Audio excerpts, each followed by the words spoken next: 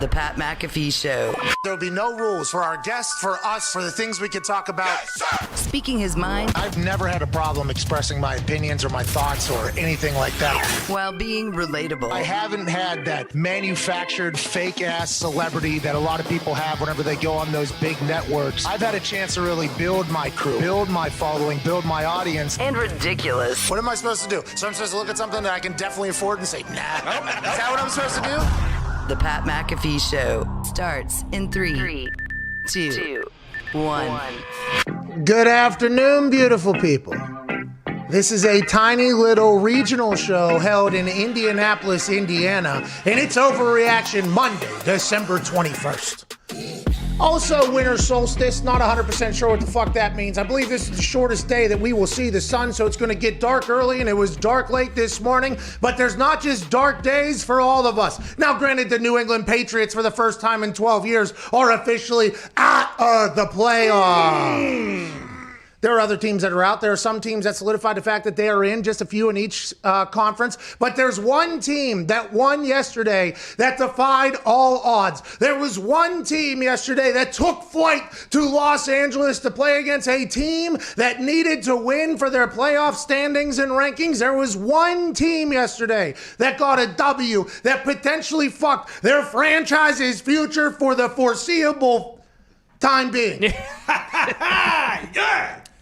The Jets winning yesterday is one of the most awesome things I've ever seen in my entire life. And let me tell you why. There's only been a couple other teams that a team going 0-13 or 0-14 or whatever have won in this week. I was a part of one of them. In 2013, my Colts team, we were literally completely defeated. Thought we were going to go into the annals of history with the Detroit Lions at the time. Since then, the Browns have jumped onto the boat, and the Jets were potentially making a pitch to be the third team in the 101-year history of the NFL to go completely defeated. But instead, they did the unthinkable. And I am so incredibly happy for the Jets and the players and the coaches. Now, with that being said, if I was to time travel back to whenever we got our first win against the Titans that day, and Andrew Luck was sitting on deck with, if you do recall, was the guy that Trevor Lawrence is currently being compared to as being the guy who's going to make the easiest transition to the NFL in the history of the sport.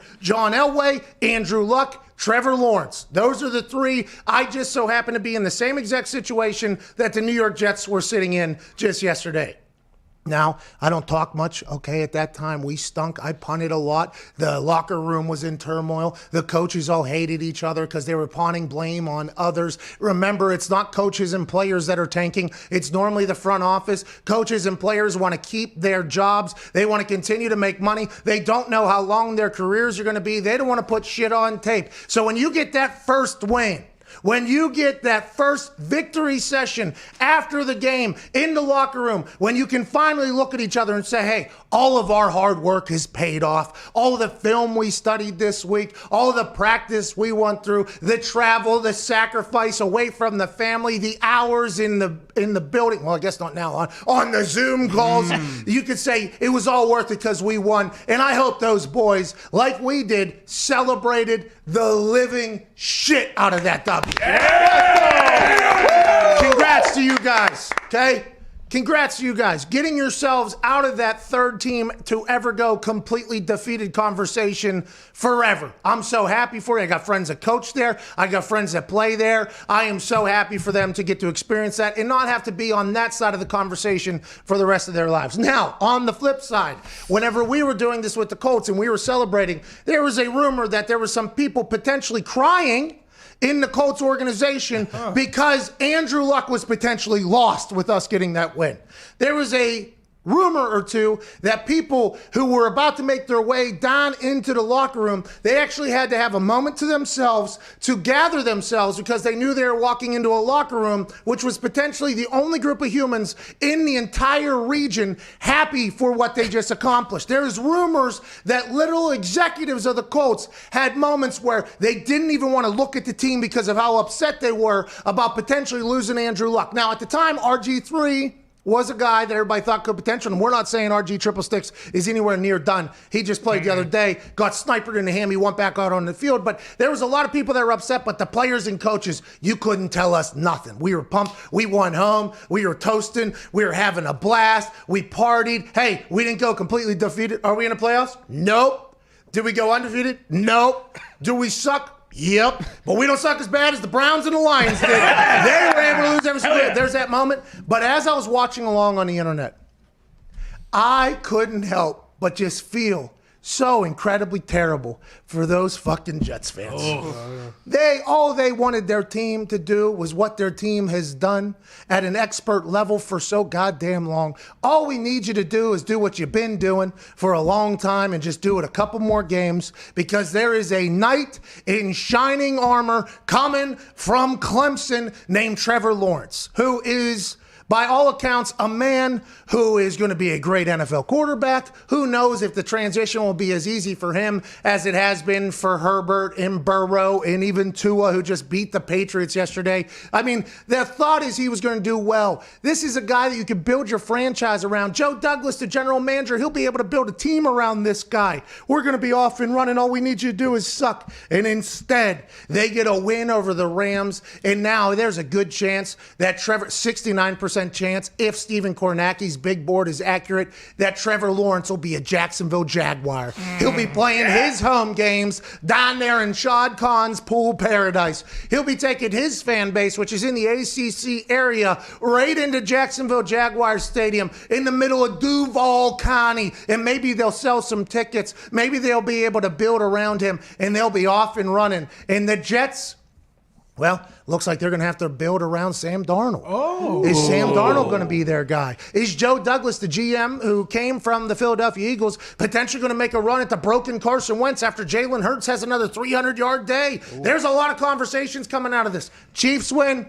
Packers win, Bills win and clinch. Josh Allen goes home. They fly home. There's videos of Bills Mafia outside the airport, 3 a.m., cold as balls, just celebrating the Bills winning. Congrats to the Bills, AFC champs.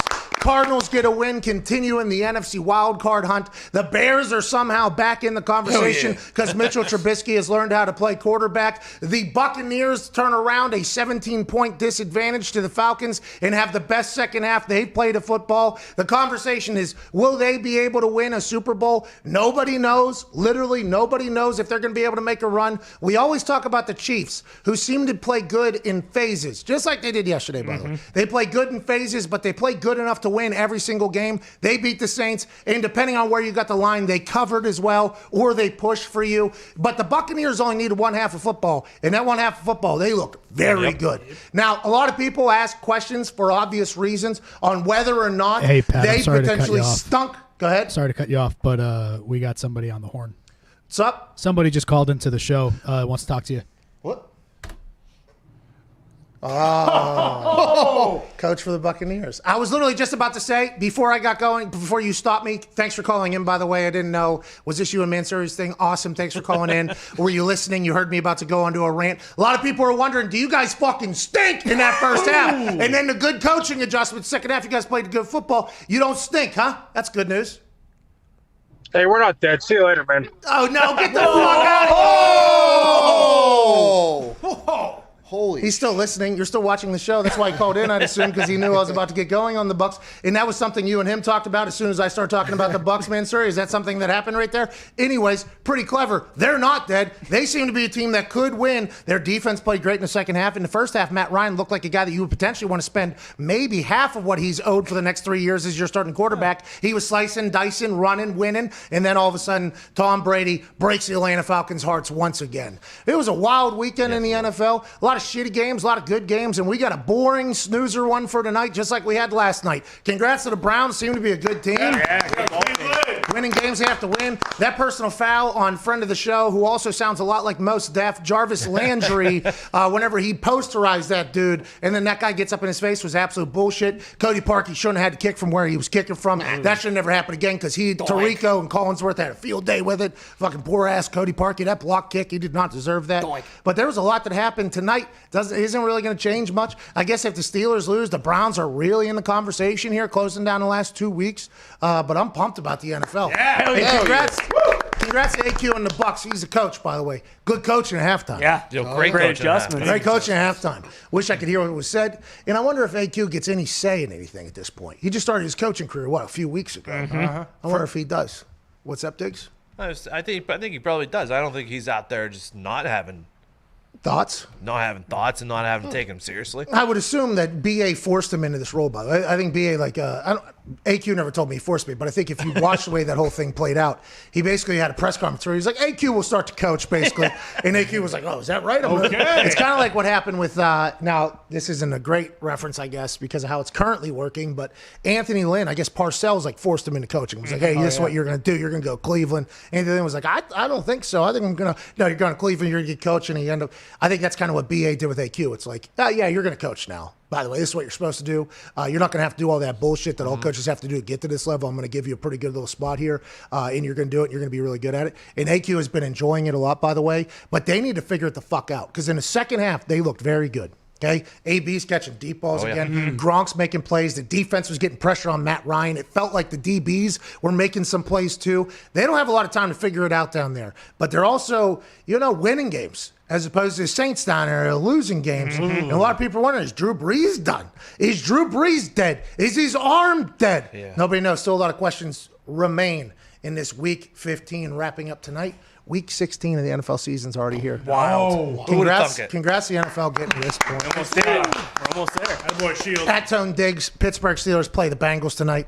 Big game. Big game tonight. Yeah, it's for the division, Pat. I mean, how boring is this game going to be? Tonight's game is going to suck. It's either going to be worse than last night's game somehow. I don't know how last night's game ended up as last night's game. Everybody's it's supposed to be Cowboys-Niners. And it was a pretty good game. Like, listen, that game was a pretty good game. And I understand there's zero playoff implications on that game. And the Browns had playoff implications or whatever. But, boy, the flex thing is supposed to save us from what happened last night. It did not. That was a bad football. No, tonight's gonna be a disaster. It's hopefully gonna be a blowout, and the Steelers win the division. It's a get-right game, but more likely than not, it's going to be a national television disaster for the Steelers. It's going to be closer than it should be. Really? Gary Gilbert's going to throw for 397. Hell yeah, that did happen down there in Dallas. That did, because the guy's name is Ryan Gilbert. Ryan Finley.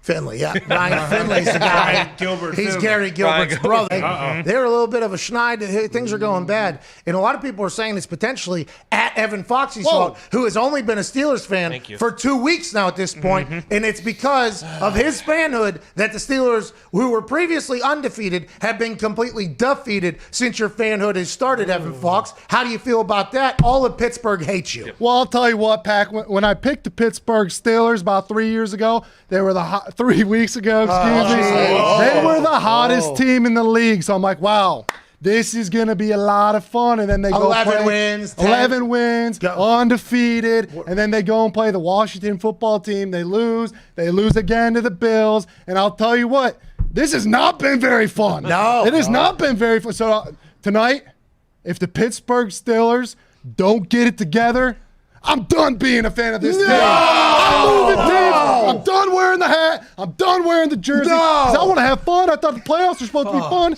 This team stinks. Well, Foxy's been a Lions fan his whole life. He was hoping to experience the playoffs a little bit, but seems like he's saying he hitched a wagon to a bunch of lame horses. No. These are settler horses. Boys in the water. No, he's saying he hitched the wagon to horses that are settling, okay? Not the horses that made it all the way to California. We're talking about the horses that got to India. No, you guys made it 11 games. Utah. So maybe before, maybe Missouri. Maybe he made it to Missouri and just go ahead and park the squat right there. That is something that he is saying about the wagon that he hitched himself to, but it does feel like his Lions suckers. Yeah, they do. He just brought it right into Pittsburgh, and there ain't nothing they can do about it. They're probably begging for you to hop off the wagon, Foxy. I mean, there's a lot of people that are begging me to beg for their rival teams right now. Can I just say one more thing about the Steelers, Pat? Yeah. Before I got to get this off my chest. Can we give Juju Smith-Schuster a break for dancing all the time? Yeah. If the man wants to dance, you let him dance. Let him dance. And you know what? If my coach, Coach T, says it's okay for him to dance, let the man dance. Okay, hey, that guy speaks for the Pittsburgh Steelers. Thank you. That guy speaks. Thank you. And you know what he's going to dance? He's going to dance all over the Bengals' grave because they're going to win and they're going to bounce back. Hey, that guy's speaking for the Pittsburgh Steelers fans everywhere. He's not. Not just in Pittsburgh, because you do know that Pittsburgh, the fans are everywhere. Every single city has a Pittsburgh Steelers bar in it. And I learned a story. It was because when the steel mill shut down, everybody was kind of went for jobs and they kind of left, and then they all kind of made their homes, but they all had the Steeler heritage still running through their blood. So it kind of grew these communities in all these places, and the grit. And Fox is just one of those guys. Yeah, Fox is just one of those guys. That's right. Born and when times raised. got tough, they didn't abandon their team, Fox. Something to think about. Well, the Detroit Lions. The Detroit Lions are in quite a situation. I mean, they're in quite a situation. What do you do with Matty Stafford? He's still just out there slinging the goddamn rock. He had a no-look tud yesterday. Gorgeous. That was filthy. Nobody mentioned it on the commentary booth. The production people didn't show a replay of it, that if you shoot from the back, you would have seen him literally looking this way and throwing it across his body into a tight little window. No, he is so good at football. So good at football. He's just been held hostage up there in the Motor City. Yeah. It's a shame. You got to move on from him. Your team's going to stink even worse. I'll tell you what, more than anything, I would love Matthew Stafford to stay a Detroit Lion. But at this point, I would almost feel bad if he did stay a Detroit Lion. So I'd like to just say, thank you, Nine. Oh, jeez. Thank you, Nine. We don't fucking care, Okay, dude. and the interesting thing is, a lot of people are saying maybe Matty Stafford to Pittsburgh. Ben Roethlisberger came out and said he's got plans to play another year. Yikes. Well, it might not have been Ben. It was sources close to Ben. sources. So somebody told somebody that something was happening. Maybe God told him another year out there. Let your team figure out how to run the rock a little bit so you don't have to just throw that brand new elbow into the goddamn dirt every single game. At Boston Connor, it is a new era, pal. Your team is dead. Yep. They are done. They're making mistakes, by the way. The Patriots made mistakes yesterday against the Dolphins that you don't normally see. Now, granted, earlier in the year, we saw that Hoyer quarterback take a sack with no timeouts right before half in field goal range, miss out on a field goal, bad situational football. Yesterday, we just watched their defense have too many men coming out of a timeout. Okay, not normal Patriot shit. Then at the end of the game, down 10 in field goal range on 4th down, no timeouts left. They don't choose to kick the field goal. Instead, they keep the quarterback out there. They take a sack, game over. There's a lot of things happening up there that are very un-Bill Belichick-like. There are a lot of decisions in situational football situations that are not being run well. I'm wondering if Bill Belichick is checked out. Is Bill Belichick done? Do you think Bill Belichick's done? Because this is not normal. We'll talk to Michael Lombardi an hour from now. He's obviously former coaching consultant for the Patriots, and he has I think his son's coaching up there. Is Bill Belichick checked out and done with the Patriots? Because he said, hey, listen, I brought a fucking dynasty here, greatest dynasty of all time.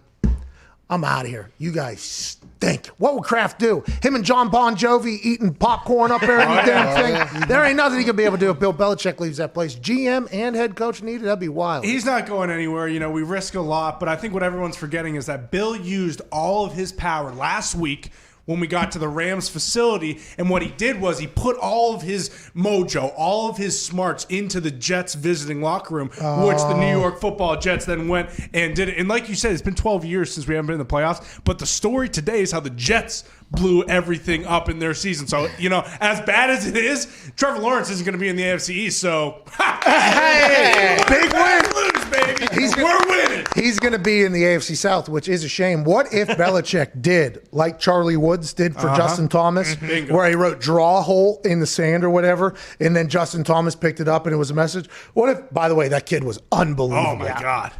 And I'm tired of people telling the internet to stop talking about how good Charlie is. You're going to put unreasonable pressure on that kid. He's only 11. He's fucking Tiger Woods' kid, okay? Whether it's fair or not, he has unreasonable amount of pressure on him already, okay? I'm allowed to celebrate how great this kid is at something at 11 years old. I got a lot of people telling me, stop, will you please stop it? Okay, he's too young. He's too young. What do you want me to stop complimenting a phenom? This kid looks unbelievable. He had a 180-yard draw or something that went to 3 feet through an eagle. Then he chipped one closer to his dad and closest to the pin. He walked by the cameras as if he was Tiger Woods. The kid is... He's going to win 30 green jackets, I think. It was awesome to watch. I had to watch it this weekend strictly because in 10 years from now, 15 years from now, 20 years from now, if we're still on this tiny little small regional show with no listeners and no ability to move anything, if we're still doing it, I would like to be able to say, I remember the first weekend I fucking saw Trevor. He was 11 years old,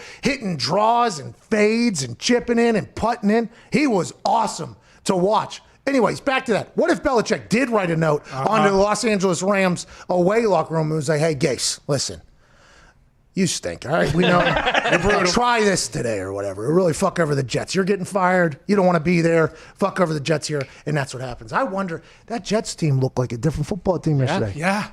Sam Darnold was making some throws. Frank Gore, who I've been begging for them to release him, to let him go somewhere else for weeks, he looked like he was 25 again. I mean, that was awesome out there. Get out of New Jersey, get over to Los Angeles. The weather feels pretty good. Nice. We're not supposed to win this game at all. How you doing? Keep it moving. Let's fuck up this franchise for 10 years. Wildest stat I heard yesterday was the Jets have scored on their opening drive in the last 8 games.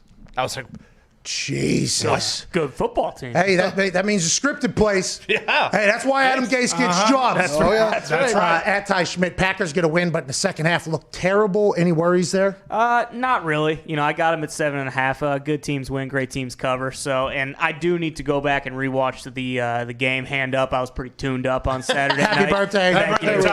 So yeah, I mean, they got out to that 21-3 lead, and I was kind of just like, all right, well, they're gonna win. It might not, and they let him back in, but hey, it's all right. I'm very excited for Sunday Night Football this week against the Titans. I think that's a big-time measuring stick game. And good bounce back for Sunday Night Football, by the way, after the snooze fest it was last night. That's a big game. Yeah. At Viva Lazito, we have to get to a break because Orlovsky's on the other side. What is your poll? If you're Trevor Lawrence, where would you want to go? Right now, Jets 21%, Jaguars 79%. Okay, we will talk to Dan Orlovsky about that on the other side. Plus this Carson Wentz drama that's going on. Jalen Hurts seems to be a good player. A lot of football talk with Dan Orlovsky of ESPN on the other side. Every time he and I chat, it is always good.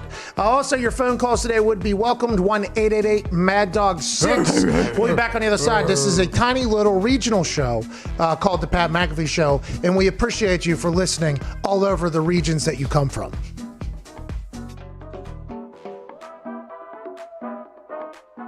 What's the most beer you did in one night, you think, of one of those shows?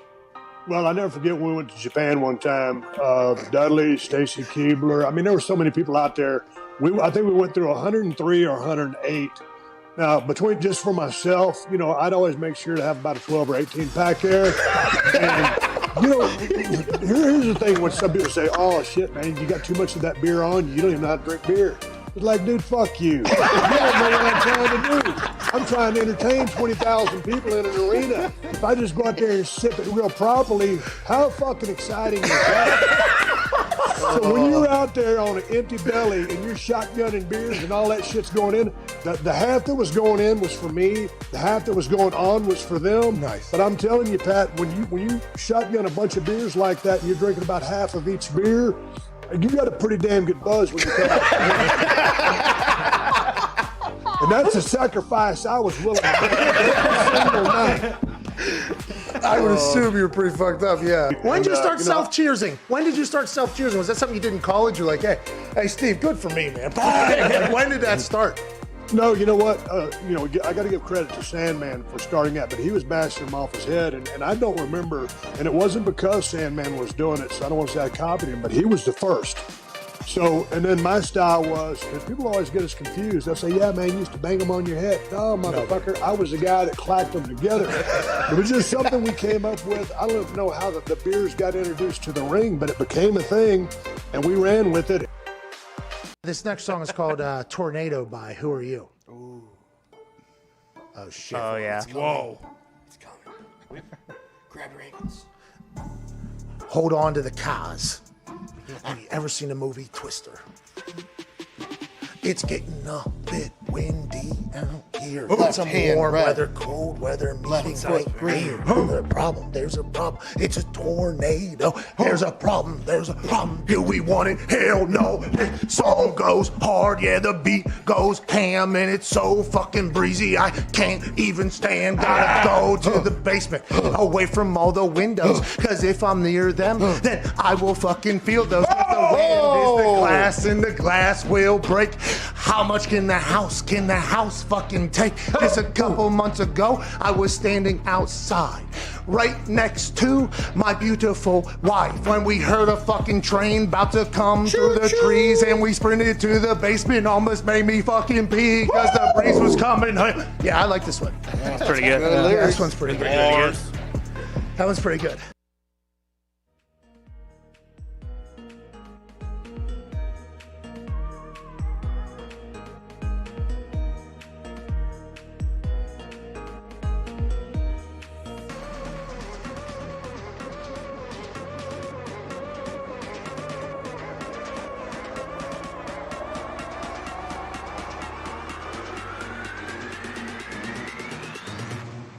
Dance with me.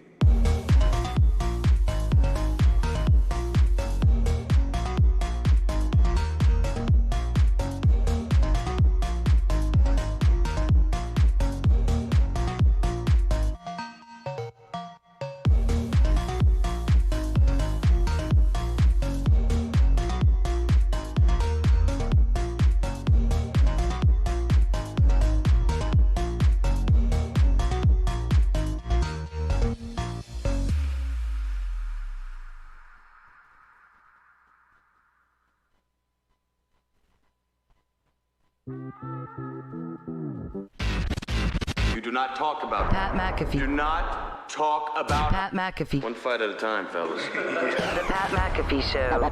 That's right. Welcome back to the show. It is Overreaction Monday, December 21st, which is also the winter solstice. Shout out to the sun saying, not today. Joining us now is a man who's on ESPN all the time, talking about stuff. He's currently probably in a massive pretzel with his quarterback projections. Cannot wait to chat with this man. He was in the NFL for 13 seasons as a quarterback. Now he's on the ESPN. Ladies and gentlemen, Dan Orlovsky. Yeah! Dan, what's going on, dude? How you doing out there? I'm good, buddy. How are you, man? Hey, not too shabby. Whenever you put those glasses on... Whoa. Now what? Is that like your uniform, though? Whenever you put, like, when you're at home and you're about to get ready to go on to ESPN, you know, you go into the bathroom, you put on the suit, you know, you do the whole thing, you got that tight little tie, and then you go, let me cap this son-bitch off. Let me go ahead and put these glasses on. That's how I like got ready for Catholic school as a youngin'. Put on the for the St. Lawrence Thunderbirds, Shelton, Connecticut. Put on the blue coat with the blue tie and the blue slacks, and either the white or the light blue shirt. The Thunderbirds. Did you really? You went to Catholic school? I didn't know that. K through 8, yeah, and then I went to public school. Oh, were you just a wild animal your 9th grade year? Nah, I was pretty much a square. Never would have guessed. No. Let's start talking about your life now. You last year were such a public cheerleader for Carson Wentz. And this is not an actual story, okay? This is something hearsay that I read. You were so loud about how much you love Carson Wentz last year that the Philadelphia Eagles were like, let's get this guy in here to coach Carson Wentz because of how much he likes him. So that was a rumor. I don't know if it's true. You don't have to clarify that or not. I'm just setting up my question for you. You took my name and threw it into a trash bag, lying about something that I said alongside other people about what they said about Carson Wentz. Then this year, at the beginning of the season, he has his struggles. You're still going to bat for him. But then, you know, you realize, like, hey, this is a much different year than last year. What are you seeing out of the entire situation and how that's going to end up. Jalen Hurts is playing great football right now. Yeah. Carson Wentz seems to be in an interesting situation. Doug Peterson said, I'll name a starter today. How does that end? And are any of them in a harmonic fashion, or is it all going to be bad, you think? Yeah, there's a lot to that. One, I don't think Carson ever plays in Philly again. I just don't see how that can ever happen again. I want to make sure I'm clear with some things. I was right last year. I was right when everyone else said the kid was sucking. I was like, he's going to be fine. 27 touchdowns, 7 tutties. You might have said that to me. I'm pretty sure you said he stunk to me at some point. I don't have like evidence, but I'm pretty sure you did. I mean, I would guarantee, by the way, if you said I said somebody stunk, there's a good chance I probably did say it, but not on air. Not on air. I think this, man, like, like how special a locker room is. And then like there's fractions of, I don't want to say, but there's parts of locker rooms that are a little bit more unique and teams that are a little bit more unique. And I think unique and quarterback rooms are one of them. And I just don't see how you have both those guys in quarterback rooms. Like, I think I know a quarterback room could be competitive, but it can't be combative. Those two dudes in the same room, it's just going to be combative. How do you know that? How do you know that? How do you know that? Because this has happened before where there's an incumbent and then there's a new guy. How do you know it's combative, though? Why do you say that? Is this what you're hearing or you think? Well, because everything you're hearing about Wentz over the last 2 or 3 months and his personality off the field, or how impactful the draft pick was, or, you hear the thoughts of entitlement or the stories of entitlement. I can't confirm these, but like you hear he's super entitled and he wants things his way, and how the second round pick affected him. And now the second round pick's on the field and he's bawling. Like, I can't see that he just goes, all right, yeah, cool, we'll be fine. We'll make it work for the best of the team. And if you're Jalen Hurts and you play good over the next 2 games, I have no reason to think you won't. How would you not go into the season and be like, wait, how is it not my job? Like, how is it not me as the starter? Do you think all that stuff that you're hearing about, the rumors, the hearsay, the entitlement and things like that, that's why Doug Peterson isn't naming a starter until each week? I have no idea why Doug's not doing it. Like, it seems like he's trying to toy with people, toy with the media maybe. Like, we all know, you don't have to be a football savant to like just watch the game and go, yeah, that guy's playing better than the other guy. This team plays better. This team was terrible with takeaways. They've got 6 over the last 2 weeks. They had 11 on the season. So the team just plays better. And Jalen Hurts is playing great. And so, I think that I think Philly's very aware of the situation. It's $60 million of dead cap space if he's not on their team next year, right? Something like that, 59. A lot of money. They're very aware of the situation. So, it's super delicate, man. I just don't see how those two guys could be in the same room on the same team, healthy-wise. I don't see that in Philadelphia. Who would want Carson Wentz, especially with that contract? Some people are like, wait till you see Carson in New York because the Jets have Joe Douglas up there, which you and I tend to agree, by the way, that Sam Darnold was playing for his job. I think now they have to build around him, basically. But where do you think Carson Wentz ends up? And don't say Indianapolis just because Frank Reich and he. Do you think anybody is going to want to get that contract? I think it might be difficult to move Carson Wentz. Yeah, I think the contract just itself will be difficult. I thought that I forget who it was made a good point today. Like, it's probably gonna have to come with draft capital. You know what? My opinion of Carson Wentz to Indy has changed over the past week. Yes. I had a conversation with somebody and who's pretty tied in and knows, and he doesn't think that's even remotely a chance. Juju on the logo. Juju on the logo. That's good news. Hey, that's good news. I don't think that's realistic. Everybody can eat shit, by the way. Everybody on the air. Everybody. Thank God. Not saying he won't be good somewhere. Okay, he'll be, maybe, but we should. I still think he could play. I still think he could play 100%. Like, I've said this. I don't know if I said this on your show last week, and I'll apologize if I repeat myself. But dude, you got to figure out where he is mentally. Does he want to play football still? Does he still want to play ball? Where's self-doubt after what happened in 2018 and 2017, watching somebody else take your football team? It's like watching someone else take your family to Disney World. Like watching someone else take your team and getting playoffs. the fast pass and the VIP and then a statue outside of your house. Yeah, you're getting the tour, you're going on the back door stuff, all that. he confident in his ability anymore? Like you got to figure that stuff out. And so I think those are real conversations for him. Sam Darnold, let's talk about him. You were on the team, obviously. You won the game for us. There was so much celebration in the locker room. Players, coaches. I mean, it was like we won a Super Bowl. You remember Saturday? Do you remember what Saturday said after the game? Jeff Saturday, who was a part of like 27 Super Bowl teams or AFC Championship teams. I remember being like, I've never been more proud of a group of guys in my life. And I was like, huh? I don't remember Jeff Saturday speaking after that, but to be honest, that's because I was so happy. We were so pumped. I was so pumped that forever.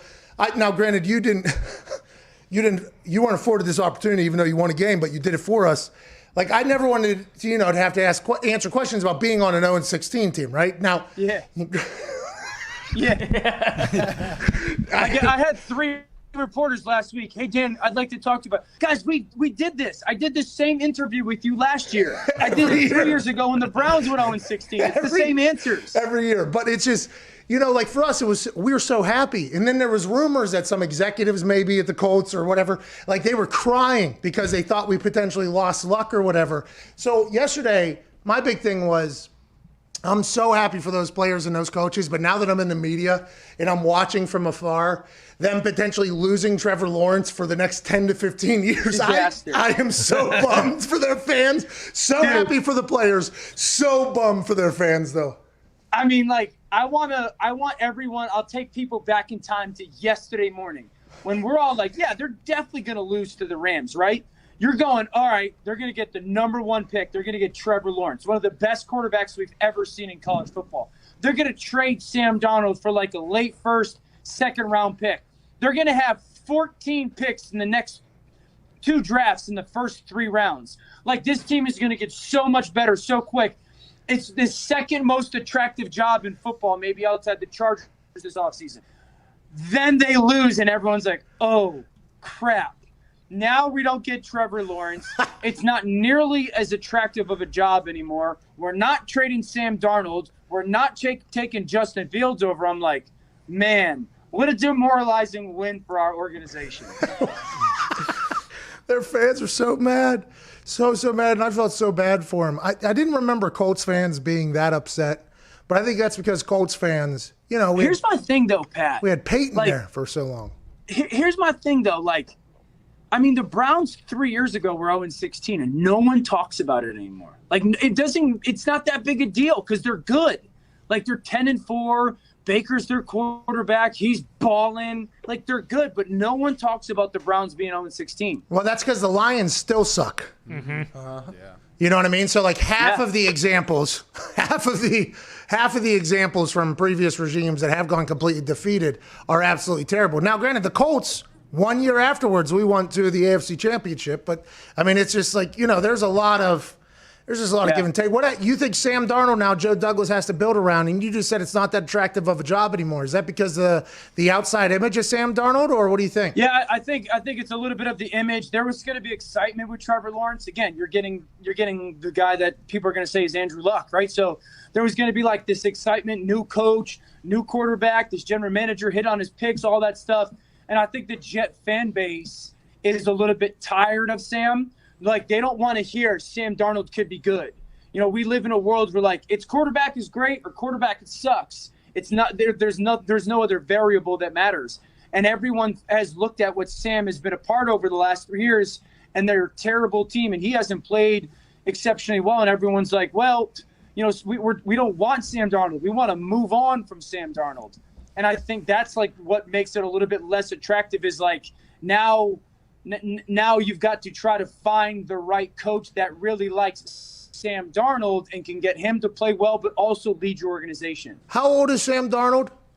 22, 23. He's so young. There's still a chance for him to do whatever, but no doubt. No doubt. It is interesting though that now the focus is you got to build around Sam Darnold. I assume Joe Douglas will be able to do it. I mean, the guy seems to be smart, but what a fucking day yesterday for Jets fans, man. Ty, what do you got? Dan, I know they pulled it close yesterday and almost beat the Chiefs, I guess, but do you think the Saints are maybe better off with either Taysom or Jameis Winston at quarterback than Drew Brees going forward? This is a big thing here.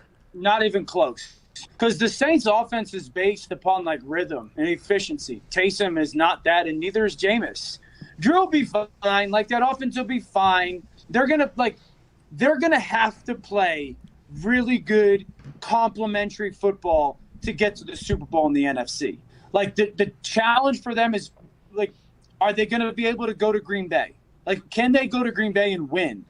Their defense should play good football, but will they be able to score enough points and be explosive enough on offense in Green Bay? If Green Bay gets the Rams, that's a bad matchup for Green Bay as well because the Rams can pound the football. So, like, that offense is based on rhythm and timing and efficiency. Drew will get that back. They didn't have Michael Thomas yesterday, all that stuff. So they'll be fine, but they're not going to be able – I don't think they'll whoop up on anybody in the playoffs. Like, they'll have to play really good, clean football because they're not explosive enough to overcome a turnover, overcome, a poor start. They're not explosive enough to do that. Hey, how come everybody's coming after me when I point out the obvious that Drew Brees is throwing the floater out there? Why is everybody coming after me, calling me a douchebag for asking that question? There was a couple balls yesterday that looked like he threw them left-handed. They were going. Now, granted, he threw like a 50-yard ball as well. That was very, very nice. But there was a couple balls that just looked a little. And then you listen to the Football Night in America folks. Not Kornacki, who hit a home run last night. Once again, Kornacki hit a home. He's good on the board. He is. Now, granted, they don't have him doing the iPad like you got. Second best guy I've ever seen at it. Okay. All right. Hey, listen, that's up for discussion for sure. I mean, a lot of people will probably disagree with what you said, but I mean, I like that you have that type of confidence, which is why I don't want Carson Wentz on the Colts because the guy's got none of them. But whenever you talk about Drew and you talk about him potentially throwing the ball like a floater or anything like that, and everybody comes after us, isn't that just something that happens, though, with Father Time? Like at some point, Drew Brees knows, right, that he doesn't have it anymore? Or do you think he still does? There's just, because the Football Night in America people were talking about how he needs to get some rust off of him. He's in year like 70 or whatever. He needs to get rust off of him. Like, what is the conversation around why he's playing the football the way he's playing it? Yeah, I mean, everyone gets shocked when people make the comment, Drew's arm's not what it used to be.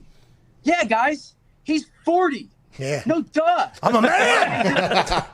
Is it still good enough to be really good, to execute their offense exactly the way they want it to? Yes, but it's not going to be explosive. For me, my opinion with NFL offense right now, you've got to be explosive. That's the one thing I've said about the Saints all year long. Are they going to be able to screen past their way into the playoffs and into winning meaningful games in January? That's where I get kind of sometimes hung up on them. Dude, Drew's arm, Drew is going to lean on the things that have always made him great. Getting the ball out before the receivers are open, throwing into windows, manipulating defenders. But that's why I say, the asterisk for me is, do they have to go to Green Bay? Because doing that in 0-degree weather or 5-degree weather is going to be exponentially more difficult. Hey, let's play a fun game here for 2 seconds before we move on to another subject. Imagine Matty Stafford down there at the Saints. Oh, fuck, just broke my pencil because of it. I mean, imagine Matthew Stafford in a lot of places. He goes to the Colts. They become the second best team in the AFC, third best team in the AFC conversation. He goes to San Francisco. Let's go back to the Super Bowl. Dude, he threw. Oh, you put it on Twitter, that no looker. Yeah. Dude, it was sick. He's so good. Nobody talked about it. You guys on ESPN are too good for him, but and the commentators had no idea it happened either. I saw it as it happened live, but when I'm watching games down in my basement, I got no DVR. Okay, so I couldn't go down and rewind and go back to it. So I know it's a nightmare, Dan. It's a nightmare. It has affected a lot of things, but I don't have to leave my house, so it's kind of. Do you need to borrow a couple shekels? I don't know what that is. Is that Christian Catholic school for money? Is that what that means? There we go. All right, it's old school. It's old school. Hey, listen, I've been watching The Crown. I get what you guys have gone through. Mm-hmm. Okay, I understand the whole thing. But whenever they showed the replay, they picked the worst replay for that. Deciding. Just get him from the somebody in that production should have been camera guy. Oh, he wasn't even looking where he threw the ball. Give me high end zone camera 4. Let's go.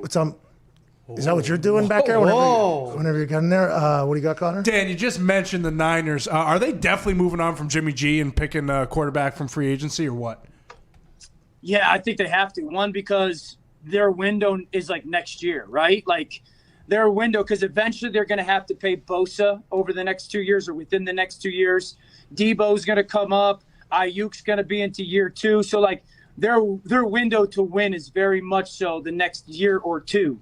And as while they were so close last year with Jimmy G, that's what everyone's going to say. Like, you're so close with Jimmy G last year. Like, if you can get away from the contract for not a significant amount of money and then see who is available and you go, okay, where does this guy talent-wise match up with what we can get? And if the Lions are going to move on from Matthew Stafford or Carson Wentz, like, there's going to be some guys out there, Matt Ryan in Atlanta, who knows? Like, there's guys out there that you're going to go, I've done this with Jimmy G. Let me get that guy, and our chances to go win that Super Bowl are so much higher just because their talent level is significantly greater. Bro, there's no way they bring in Matt Ryan. He's owed $100 million. That guy played in the first half, by the way, like a guy who was trying to prove that he's worth a quarter of what he's about to get paid or whatever, He played unbelievable. $100 million is coming with him. That's going to be tough for Atlanta to move. Yeah, but dude, like, I get that. Like, people always talk about contracts, but like, dude, the league is the league. The cap is going to continue to go. You can finagle those numbers. No, that's actually wrong. That's actually wrong. You're wrong. The cap's not going anywhere next year. Maybe not next year, but in 2 years it will. Like, 2 years it'll be fine. Oh, you're saying they'll just offset? They'll say, hey, we'll offset this too. Yeah, they'll figure all that out. And so you think it's all just fairy tale numbers out there, fugazi? Just no, keep I don't them think on it's the ride. fairy tale numbers, but I think like good cap people will move numbers. Dude, the Saints are negative $77 million next year. No one cares about that. All right, what do you got, Diggs? Dan, am I crazy to think that the Bills are going to definitely beat the Chiefs in the playoffs? Hey, your Josh Allen call, dude. Your Josh Allen call early in the year, unbelievable. The way he's been playing. Thanks, man. Yeah, no Thanks, problem. You man. saw Also it. Baker Mayfield, by the way. But I swung and missed on Phillip Rivers. Well, Baker Mayfield. I was on his train last year, so who are you fucking talking to, pal? There's actually an entire moment between Rex Ryan, that one public, and it was just me sitting literally right next to him as that was happening. So I don't need to hear that. I think you're crazy to say that the Bills will definitely beat the Chiefs. I don't see the Chiefs losing a meaningful game this year. Yeah, and I think the Bills are the only team that can do it. Why? They have to play their A game, and the Chiefs would have to play their C game. Why can the Bills do it? Nobody else can. I think there's a very specific way you got to do it. One, you have to be able to be explosive on offense. Like, you got to throw haymaker for haymaker. The Chiefs are going to get theirs. You have to be explosive on offense. The Bills can do that with Josh Allen. Two, you have to be able to try to own as much of the clock as you can, minimize the other team's possessions. Their short passing game supplements the run game, but they'll own some of the clock. Three, you got to have a quarterback that can go above the X's and O's. Sometimes the defense just wins the reps, and they're Josh Allen's doing that. Four, you got to have people who can beat man coverage. The Chiefs are going to play man coverage up in your face. There's a guy named Stephon Diggs that is absolutely wearing people out in Buffalo. And five, your defense has got to have the ability to be opportunistic, and they've got that. I don't think there's anyone else in the NFL that is built to be able to do that outside of Buffalo. Last question before we let you go. We can't thank you enough for your time. Looks like you're calling from a office room where you're probably getting ready for NFL Live, which is every single day at 4 o'clock Eastern Standard Time on ESPN. It's a really good show. The Tampa Bay Buccaneers, yesterday, second half, they looked good. First half looked terrible. Is that team going to be able to pull it together, or what are your thoughts on them? Dude, they have to overcome coaching so much. Watch the first half. Their first half, they have absolutely zero plan for blitz. Dudes are just running free. They're trying to send centers from the middle and pick all the way out to blitzers. Tom Brady's getting hit. Their details are not good in the first half. AB's running a shallow crossing, runs in a straight line. He should know better than that. Second half, all of a sudden, it's you guys are going to blitz us. Cool. We'll throw perimeter screens. First down. AB runs a shallow cross. He stair steps, crosses. I don't understand. Bruce Arians yesterday said, well, why can't our team play like that? That's my question. That's the fans' question. Your job is to have the solutions. Your job isn't to tell us what the problem is. And so, I feel like it's the same story with Tampa Bay. I feel like their coaches hold them back and their players dig them out. Well, hopefully they'll be able to dig him out on a nice long run, because AQ Shipley deserves a damn Super Bowl ring. Is he okay? Yeah, he just had He called in earlier and talked shit, so he's all the way back. I didn't know he was calling in. He had his spinal column was either pinched or something. He couldn't take another hit, so he's going to get into the coaching world. You know what I mean? But he's okay. Was it T1, T2? No, it was T1, T2. I almost had T1, T2. Yeah. It was a, what's it called? Spinal stenosis. Spinal stenosis. Is that out? Is that a document or is that just what that is? That's what that is, a narrowing of the spinal column. Yeah. So I think he had a little bit of that, or one more hit, it would have been. I'm glad to hear he's okay, like a life. Yeah, he was bummed because the news came to him quick. Like, yeah, you're not going to be able to play football anymore. And he's a meathead, loves football. But I think since then he's been able to wrap his mind around potentially being a coach. He's enjoyed being a coach, but I don't think awesome. I don't think he has much say over there. Ladies and gentlemen, Dan Orlovsky. Thank you, Dan. Way to go, Dan. All right, Dan. See you, Dan. See you now. Josh Allen and them look good. They look really, really good. They look good. Game they're supposed to win, they win outright. Yeah. That's good time to get that, by the way. I enjoyed our conversation with Josh Allen as well. And then that Bills Mafia showing up at the airport. Now, they need to realize that if you're going to go out there and yell and cheer for those Buffalo Bills, you might be spitting COVID all over that entire fucking team. Come on. Okay, when Josh Allen posted on his IG story, him driving, in the depth of that Bills Mafia was, it was deep. Insane. It was a lot of, that was the entire stadium and then some out there. To congratulate the boys on winning the AFC East. Good job, Bills. 2-3 a.m., that's a fan base you want. Okay, that is what you dream to play. But there was one guy running alongside of his car there. He might as well have been, I love you, Josh. I love you, Josh. Hey, pal, can we keep the COVID outside the car? Put a mask on. I'm trying to go on a goddamn run here. I mean, I guess if you're going to get it, now would be a decent time for Josh You're right. Allen to get Maybe that's it. what they were thinking. You know? Maybe that's why that guy was running. By the way, that guy running alongside his car there, getting in the way of the entire shot. I hope Josh Allen with his other hand while trying to drive, and he was like, get the fuck Move. Dude, get out of the goddamn way. I'm trying to show everybody. Yeah! Could have had a Gary Bertier situation. Legit. true. Hey, by the way, he spun them tires. I knew it was about all she wrote. Can't be doing that. Yeah. You! Shout out Gary. Let's go to Jacob in Pittsburgh. What's going on, Jacob? Hey, Pat, how are you doing? Not too shabby. What do you want to talk about, brother?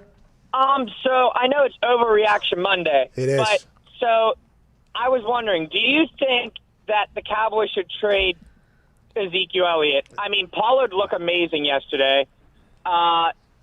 And I have a feeling that he's just not a right fit for the Cowboys. It's going to be a tough trade. Every time you think about a trade, think about the contract that's going alongside of it. For the Cowboys, they got a lot of big contracts down there. I don't know how it's all going to piece together, but Tony Pollard is a spark. Yeah. Number 20. I actually put him on one of my Super Boosts. This week's did hit, by the way. Let's go. We're back. Needed it. Plus 172. I saw some people make some real money going into the holidays. Happy to do that. We'll do it again this weekend, potentially, maybe. Probably not, actually, now that I think about it. But we'll see how that thing gets going. Anytime you talk about trading someone, you got to see the contract. Now, Dan Orlovsky just said it's all fake. It might be fake for quarterbacks. It's not fake for everybody. I'll be intrigued to see how that whole thing plays out down Zeke there. has 6 years left on his contract. Yeah, they paid him 70 or 80 million. That's forever. Let's go to Brett in New Jersey. What's going on, Brett? Pat, what's going on, bro? Just hanging out, dude. How are you, bro? Dude, I'm living. Listen, man, I don't want to overreact, but as a Jets fan and a football fan, don't you think that we all should be happy that the Jets won and now they don't have to destroy Trevor Lawrence's career? Brett, whoever's drafted number one, normally going to be a bad organization to begin with. This was kind of the theory I had whenever people were like, he's going to hold out to not go to the Jets. And now he's going to the Jags, and everybody's like, that's a massive upgrade. It's like, okay, I understand that maybe the Jags got to the AFC Championship a few years ago, but that whole place is burnt down since then. And before then, same exact story. If you're going to be the number one overall guy in the NFL, you're probably going to a team that is not in good shape. That's just the way it goes. So with the Jets, I'll be excited to see who they pick at number two, because they're probably not going to pick Justin Fields after that Big Ten championship performance, and who knows how the next game is going to go for them against Bama, I believe. I just don't know how.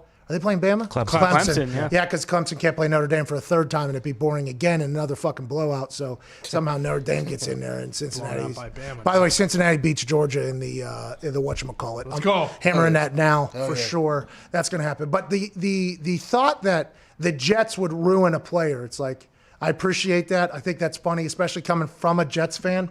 But no matter where Trevor Lawrence goes, there's a chance that it's going to get ruined. You know what I mean? And is Doug Marone the coach down there, or what?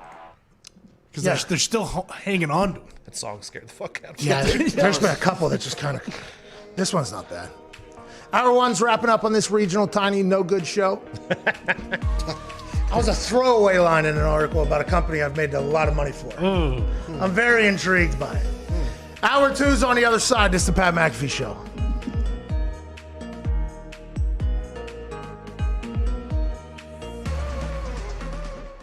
The thought that the Patriots won't win the division, has that entered your mind after watching the team at training camp and seeing what's going on? Has that kind of settled in? Is that why you're writing that column this weekend about a potential rebuilding year, because you have seen the team in person?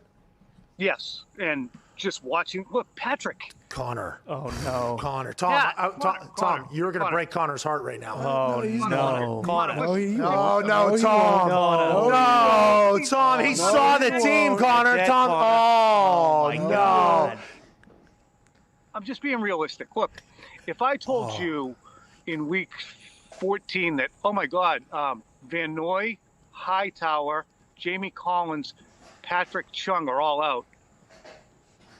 And who's in for him, Tom? Nobody really. Then you'd say this team's hosed. That's what basically happened. So that defense that was so good last year, beating up on the Luke Falks of the world and the Josh Rosens of the world, it's not happening. Connor, how do you take this? Because it sounds like they're going to stink. Well, clearly, Tommy doesn't have any faith in what Bill Belichick believes Tom, in you don't on the like Bill defense Belichick? because he clearly doesn't trust the players that Bill's putting out there. What's wrong with that, Tom? I don't know. I mean, look, you've watched it, whether it's Kenny Britt or Mohamed Sanu or Josh Gordon or Antonio Brown or Aaron Dobson or Josh Boyce or I could keep going. Assorted Brandons, Lloyd Cooks, and LaFell. They can't staff the wide receiver position. Look, Bill's the best coach there's ever been. And the stuff that he's going to do with Cam Newton, that's just a simple fact that he said, you know what? I don't care. I'm taking that guy because he's the best option for us. And the entire league walked past him for 3 months. That shows the brilliance of him. But it's not a good roster right now, Connor. Come here, look at me. I'm looking at you, Tommy. I'm looking at you. Hey, that is a heartbreaker. I'm gonna let you know that is an absolute heartbreaker. Pat, I just want to cradle his face in my hands. Tom, what about the tight ends? What about the rookie tight ends, Asiasi and Keene? What do you mean?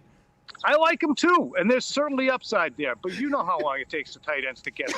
Oh my God, this is gloom and doom from Tom Curran outside his pontoon. I mean, this gloom is and gloom from pontoon. I was told by Del Curry, Scottie Pippen struggles on a golf course, right? Right. I was told at that thing that I'm going against Scottie Pippen. The next day, match play, heads up, one-on-one Scottie Pippen. So we decide, like, okay, we probably have a couple drinks, stay at the casino a little bit longer than we should.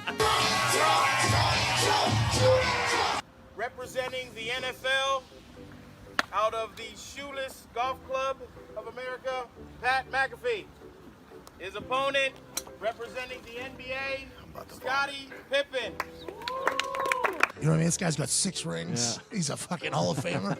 But today he's going to play against me. And then I start seeing Scottie hit some shots that are just like starting to come together. And I'm like, wait a fucking minute. I think I was lied to. We were lied to yesterday. We were told Scottie Pippen was a terrible golfer. Bro, he's Scottie fucking Pippen. Going in the back 9, I think I was down 1. Like, we were battling. But I started making putts. And Scottie Pippen went ahead and got real hot. I mean, real fucking hot. I was down 3 with 7 left. And I looked right in the camera, and I go, So we're down 3 with like 7 holes left. Scottie Pippen's about to get this work. Scottie Pippen from 190 yards out just fucking dunks it. Fucking boom, bang, and then walks up to the green, gets the ball, cameras on him, and he goes, Pippen ain't easy. Kidding me? All right, down 4 with 6 left after Scottie Pippen just chips in from fucking 400 yards out. I was fucking demoralized. Pippen ain't easy. By the way, best he's ever performed at golf, because I'm around, better teammate than Jordan. Yep. People forget. Oh, yeah, I told Dell, I was like, Dell, what the fuck you lying to me? He was like, well, I saw it yesterday. He was not great. And Greg Anthony told me, and I was like, Dell, he buried me, Del Curry. He buried me. He was like, hey, Pippen ain't easy. Yes, baby, it's time to celebrate. Talking about a shotgun of beer after he had beat me, obviously. I like teach him how to do it. Yeah, put a hole in there. It might spread a little bit, so. Leave it off. Yeah, so you're gonna go here, and then you're gonna open and flip up. Does that make sense? Congrats on winning the NBA a couple times, blah, blah, blah, blah, blah. And being an incredible golfer. Thanks, Paul. Cheers, man.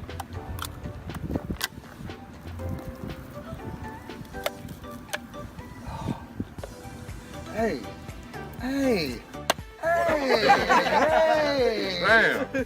Okay, That's the Scotty. best Bud Light I ever had. Hey, there's no Scott King up here. You're right.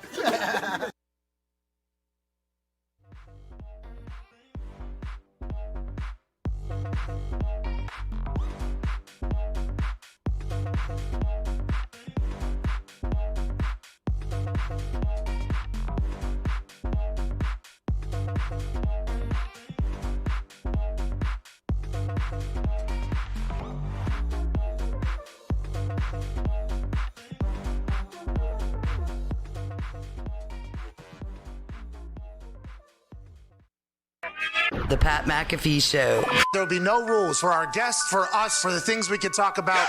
Speaking his mind I've never had a problem expressing my opinions or my thoughts or anything like that. while being relatable. I haven't had that manufactured fake-ass celebrity that a lot of people have whenever they go on those big networks. I've had a chance to really build my crew, build my following, build my audience. And ridiculous. What am I supposed to do? So I'm supposed to look at something that I can definitely afford and say, nah. Is that what I'm supposed to do? The Pat McAfee Show starts in 3, 2, 1. Good afternoon, beautiful people. It is winter solstice. Monday, December 21st, 2020. And the overreaction from the region that listens to us begins right now. Every Monday, it's become my new favorite thing. We use hashtag Pat, I don't want to overreact, but it always becomes a trending topic in the United States because NFL fans every single Monday like to let it all out. They like to let their grievances be heard. They like to be ridiculous just for a moment because the rest of the week they can't do so. Ladies and gentlemen, my favorite segment of the week, every week, hashtag Pat, I don't want to overreact, but. Pat, I don't want to overreact, but... Amen. It's a great segment. It's where we get a chance to hear the voice of the people. Some people started tweeting this yesterday, by the way, while their teams were doing things. I saw a lot of hashtag Pat, I don't want to overreact, but while the games were happening, there was a lot of responses to me asking questions on Twitter that it was a little bit ridiculous. I was doing this on Sunday and not on Overreaction Monday. I just wanted to get a feel for the people for how they felt. Let's go ahead and dive right into these, Foxy. From Michael Ducharme at MGD 4477. Hashtag Pat, I don't want to overreact, but Belichick won't coach next year. Whoa. He doesn't want and isn't talented enough to rebuild a team from scratch. Pats would be better off moving on now. Listen, I'm not going to say that what that guy just said was anywhere near accurate. I kind of feel bummed that it's associated with our show, but that's quite a shot at Bill Belichick. Yeah, well, I mean, Michael Douche doesn't know a damn thing about Bill Belichick. He'll be back. Ducharme is his name, please. Let's get to the next one, Foxy. This is from John Paul Bujak. Hashtag Pat, I don't want to overreact, but the Bills have a very good shot at beating the Chiefs. Diggs, this goes to your point earlier and Dan Orlovsky's point. They can have a shootout with them if they want because the way Josh Allen's playing. They can go ahead and hard-nose that thing if they have to, and they can keep the ball away from the Chiefs. Going to be tough to beat the Chiefs, but maybe the Bills are the team to do so. I don't know why, and it wouldn't be in the Super Bowl, but it has a feel like Broncos Seattle Seahawks Super Bowl when they were in New York. Which one was that? Was that the one where they knew his signals? Yeah. That was wild, that game, wasn't it? I knew from maybe the first snap that, Richard Sherman and the boys got the signals figured out. Because Peyton was always like the best at signals. He actually created new ones, and they recycled them. And that really smart Legion of Boom, this is what we're going to do for 2 weeks, boys. We're going to memorize these goddamn signals. We don't have to yell to each other what they are. We're all just going to react, and that was a whole different ballgame. Why does the Bills-Chiefs, not that they would play in the Super Bowl, why does that have your feel? It just seems like the Bills' offense is a playmaking type offense with Josh Allen. He had Russ Wilson fills back then, but then their secondary is incredible with Poyer and Micah Hyde and. Hey, Poyer brings it, huh? Yeah, Poyer he hits though. He's that team is awesome to watch. And Mr. White on the outside, who I believe led the NFL in interceptions last year, if I'm correct. I don't know. I just have a feeling like their linebackers are getting better. I don't know. It just feels. The Bills are a fun team to be a fan of too. By the way, Josh Allen undefeated since coming on this show. That's interesting. Yeah. The Chiefs did dog walk them already this year, though, right? Yeah, but that was a different team. Different team. I don't think the Chiefs have played 4 good quarters yet either. Don't have to. And they didn't do it in the playoffs or in the Super Bowl last year. So that's kind of their team. That's interesting. They get to rest their players in the middle of games. Nobody else gets to do that. All right, guys, we're just going to drop. Yesterday in the first quarter for that game yesterday, they had like 10 drops. Never happens. Tyreek dropped one. Travis didn't drop one, by the way. That's not what Travis does. He does. But there were some drops or some things. It was an interesting start for that team. And then whenever they have to, boom, here we go. We're going to go. We need to score this drive. We're going to score this drive. And we're actually going to do a chess Dr. Pepper challenge pass. It'll be easy. By the way, did you see Brady and Matt Leinart go after it? No. They said it was a tie. They were doing the Dr. Pepper chess pass challenge because they couldn't do it. And one was playing for a doctor, biology major, and the other one was a mechanical engineer. So 2 very smart people were relying on 2 football players to pay for their tuition.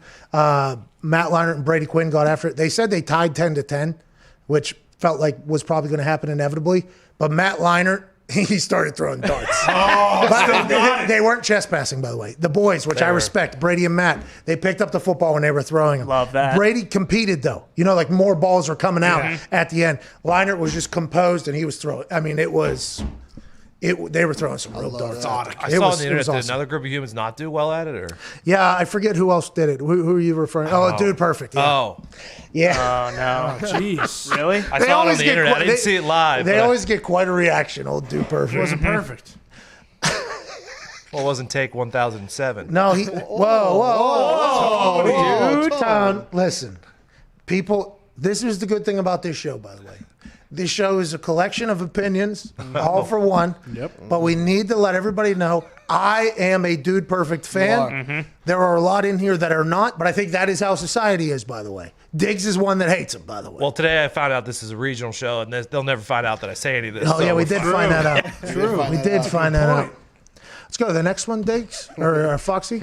Bryce Fisher, 15, #Pat. I don't want to overreact, but the College Football Playoff Committee is trash. Yeah, Bryce, you nailed that one. What's the next one we got, Foxy? That was unbelievable, by the way. They said they were sitting in there all night and stuff like that. They were sitting in there. Head of Iowa is the goddamn president. Yeah, Gary Barta. I mean, he's a sack of manure, but, you know, we won't talk about that. He's Iowa. Yeah. Oh, yeah. Whoa. Sack of manure is Iowa. Yeah, pretty much. Whoa! Right. I don't think he's from Iowa, but yeah, I'm not a huge Gary Barta guy, to say the least. Are the Hawkeye fans big Gary, whatever his name is, fans? I don't think so, but I mean, I'm removed enough from it that I don't know what the pulse of the state is right now. I thought the head of Oregon was the guy. I thought the head of Oregon, he's from Minnesota. Gary Barta's from Minnesota. And Minnesota fans actually chant, "We hate Iowa." Yeah, exactly. Is this a potential inside job? Oh, wow. You guys got duped over there. Iowa. I'm not saying it. I'm not saying it. Why not?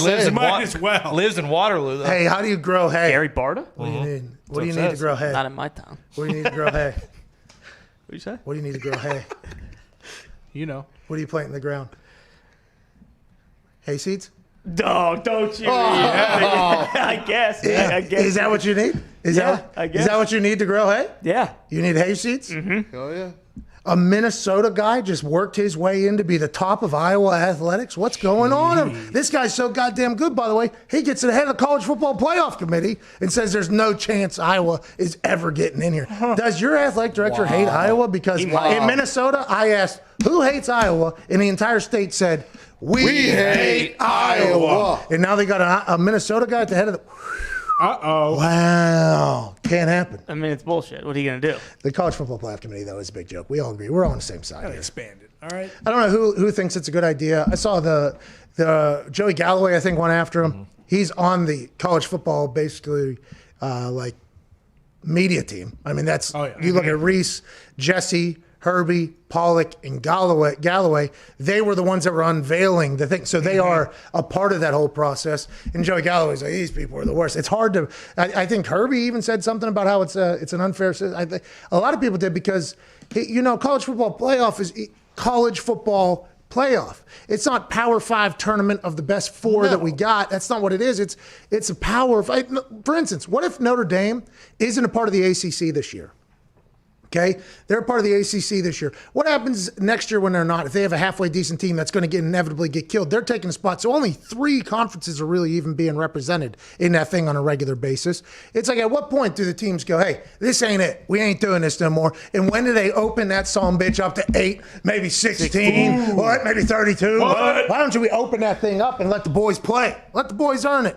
Because like the Cincinnatis of the world, the Indianas of the world, the Coastal Carolinas of the world, these guys, let them, hey, if they get killed, by the way, everybody goes, well, see, that's why we don't do it. But now that you don't have that opportunity, it is never-ending fodder about how you guys are a bunch of bullshit. So you would be saving yourself PR blunders, you'd be making yourself money, and you get your guys out of shit, get yourselves out of shit if you just open that thing up and let the world see what you so happen to see. And by the way, you still got power. You still got to rank them. You still got to put the games together. Congrats. You guys are so powerful still. Hey, you guys are still signing things. Hold all the power. You got an eye. No. You got all the power. And this was your guys' idea. You guys have been saying this the whole time, actually. So what we're just trying to tell you is that your idea of expanding the college football playoff committee is a good idea. Great idea. Good for you guys for thinking of that idea. You guys are so smart, man. That's what you got to do with fuckers like them. You got to make them think it's their idea.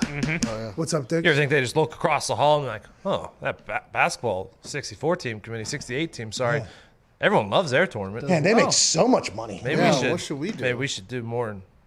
Nah. We did 4. This sons of bitches wanted 4. I mean, what more should we? How much work 8 would be? Oh, my God. We'd have to think at least 5 to 10 minutes longer on each team.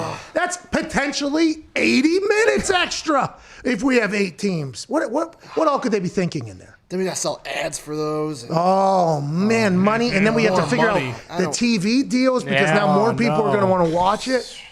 Trophies. Trophies. We got to buy trophies. I'm not making it. This time Names and social media content directors. The content is going to be so much. There's going to be so much content. We're going to have to figure out how to do it. I mean, who's going to sponsor those? Finals. Oh, the kids in school, the students first. True. They're leaving, but we should worry about that. Yeah, and everybody's doing school from home. In the degree they're going to get, it will never be able to pay back what they're fucking paying if they don't have they're on full scholarship. Nope.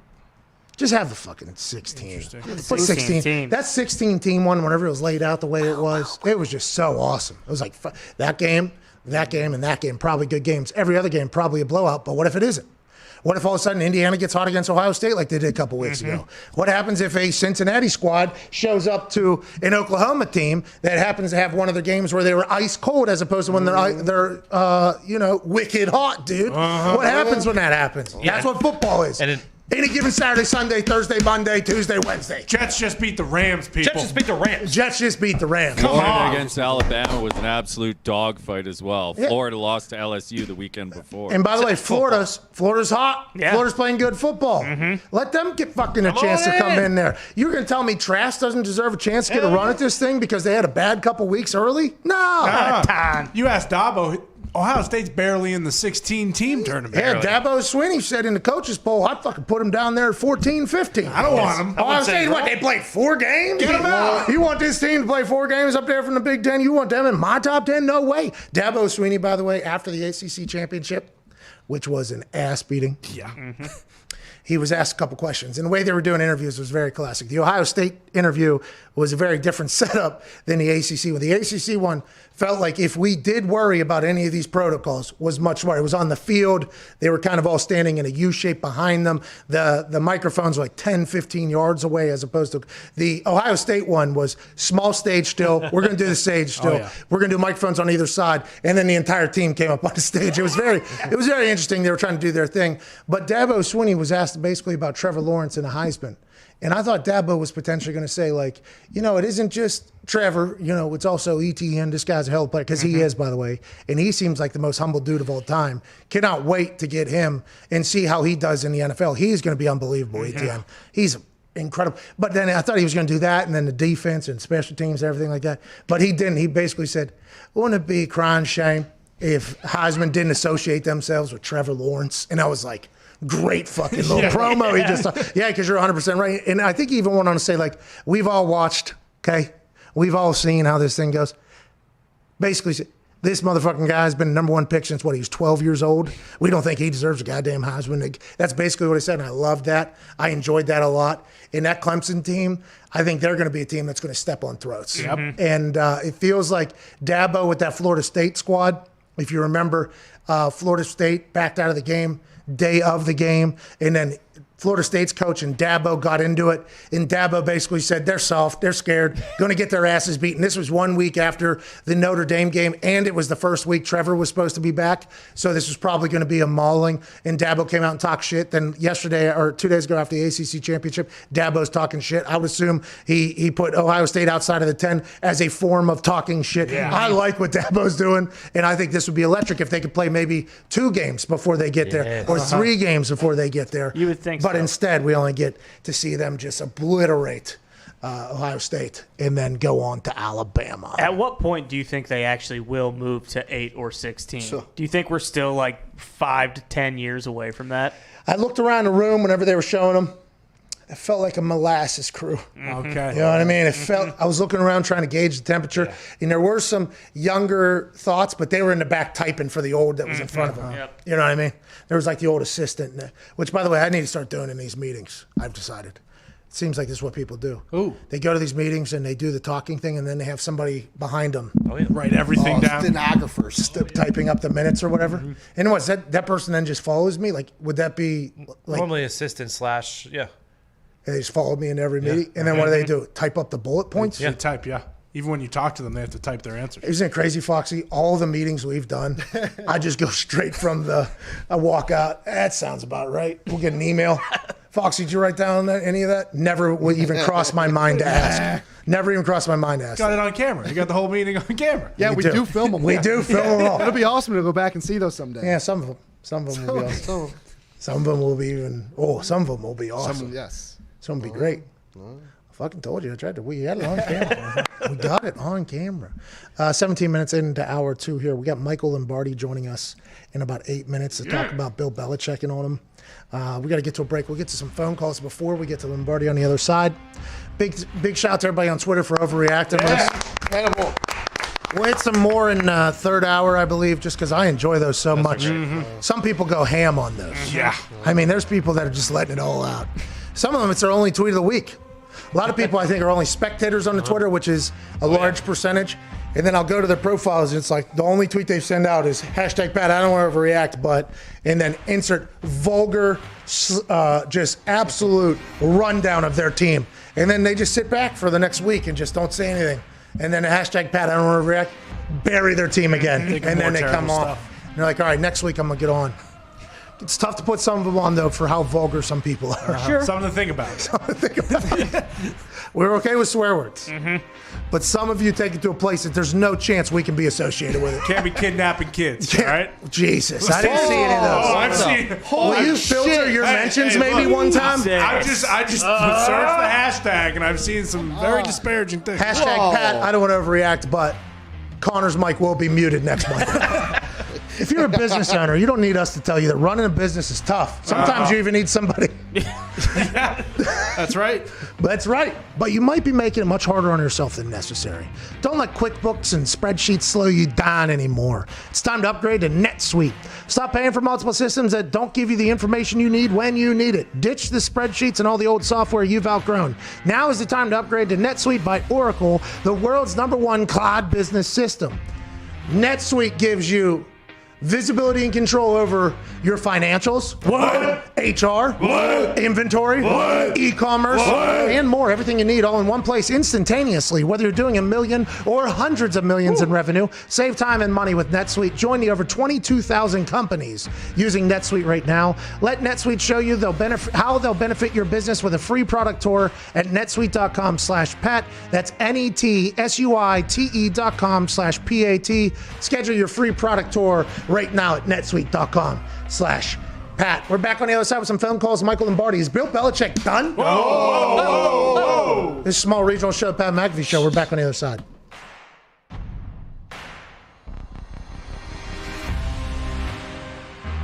I was on a team that was very bad at football. We almost were completely defeated until Dan Orlovsky showed up and got 2 big wins. We ended up almost losing the luck pick because Dan Orlovsky, everybody thinks they're going to get fired. Every player thinks they're going to get cut. Every coach thinks they're going to get fired. They try to pawn blame off on other positional groups. If it's the linebackers, they're like, we did our job. D-line can't do anything, can't stop it. There's a lot of that chatter, but it's a miserable existence. I mean, it's just the way it is. That's why you have to have so much respect for a player like Joe Thomas, who played a perennial all-pro career in a situation that was so negative and so terrible. I think if Joe Thomas got a chance and his knees let him experience a winning organization, I couldn't even fathom what Joe Thomas would have thought. I mean, life is just much better whenever you win. When you win, food tastes better. Drinks taste better. Sex feels better. Everything is better when you win. Winning cures all, they say. That's not just in the building and for a football team. That's in your life. Everything is just better when you win. And when you lose, especially when you're talking about some of the most competitive humans on earth, it is a nightmare. You got a lot of people trying to jump off the ship. You got a lot of people trying to figure it out. And whenever you're in a situation like that, it's just a full-blown nightmare for everybody. You got to think, when you get to the NFL, let's assume that the humans that make it to the NFL have had a lot of success through their lives. High school football, probably one good player, a guy who's going to make the NFL can lead a team to success. In college, if you have a couple good players that can make the NFL and make it to the Dolphins, even though the Dolphins stink, you're still going to make the NFL. Let's assume that team has had success. So then you get to a completely unsuccessful operation, a completely defeated operation, and then it's like, man, this is a whole new life for us. I'll never forget, I had a coach, special teams coach. I won't say his name because this is a terrible thing to say as a coach. We lost the game. It was back in the first regime. We were a good team. We lost the game, and everybody was moping. You know, like people were not happy that we lost the game the next day. He was, you guys just haven't lost enough. That's what he said. Everybody looked at him and was like, yeah, no crap. What are you talking about, dude? Yeah, this is the winningest decade in NFL history here. Yeah, you haven't lost enough. It's like, you've lost too much, maybe. Are you just comfortable at this point? And that's whenever it can get a little scary. Whenever people are just comfortable just getting their asses kicked every week, that could be a problem. That's when the culture is probably a lost cause. That's when the locker room's too worried about playing dice or playing Boo-Ray or anything else like that. When that starts happening after losses, then you know you're in a bad spot. And I would assume that's not happening at the Dolphins, especially under Ryan Fitzpatrick's watch. But maybe it is. I don't know. But that is a miserable existence. I am not a fan of that.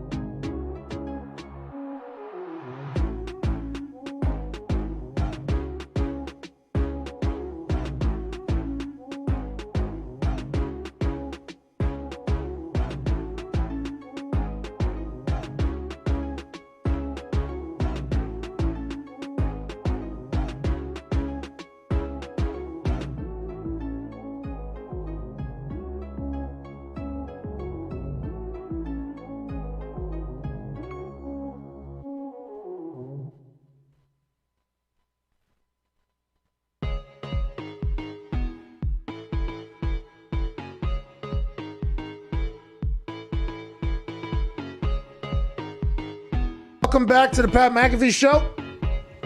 I tried to run a serious bumper there. It didn't. Wait.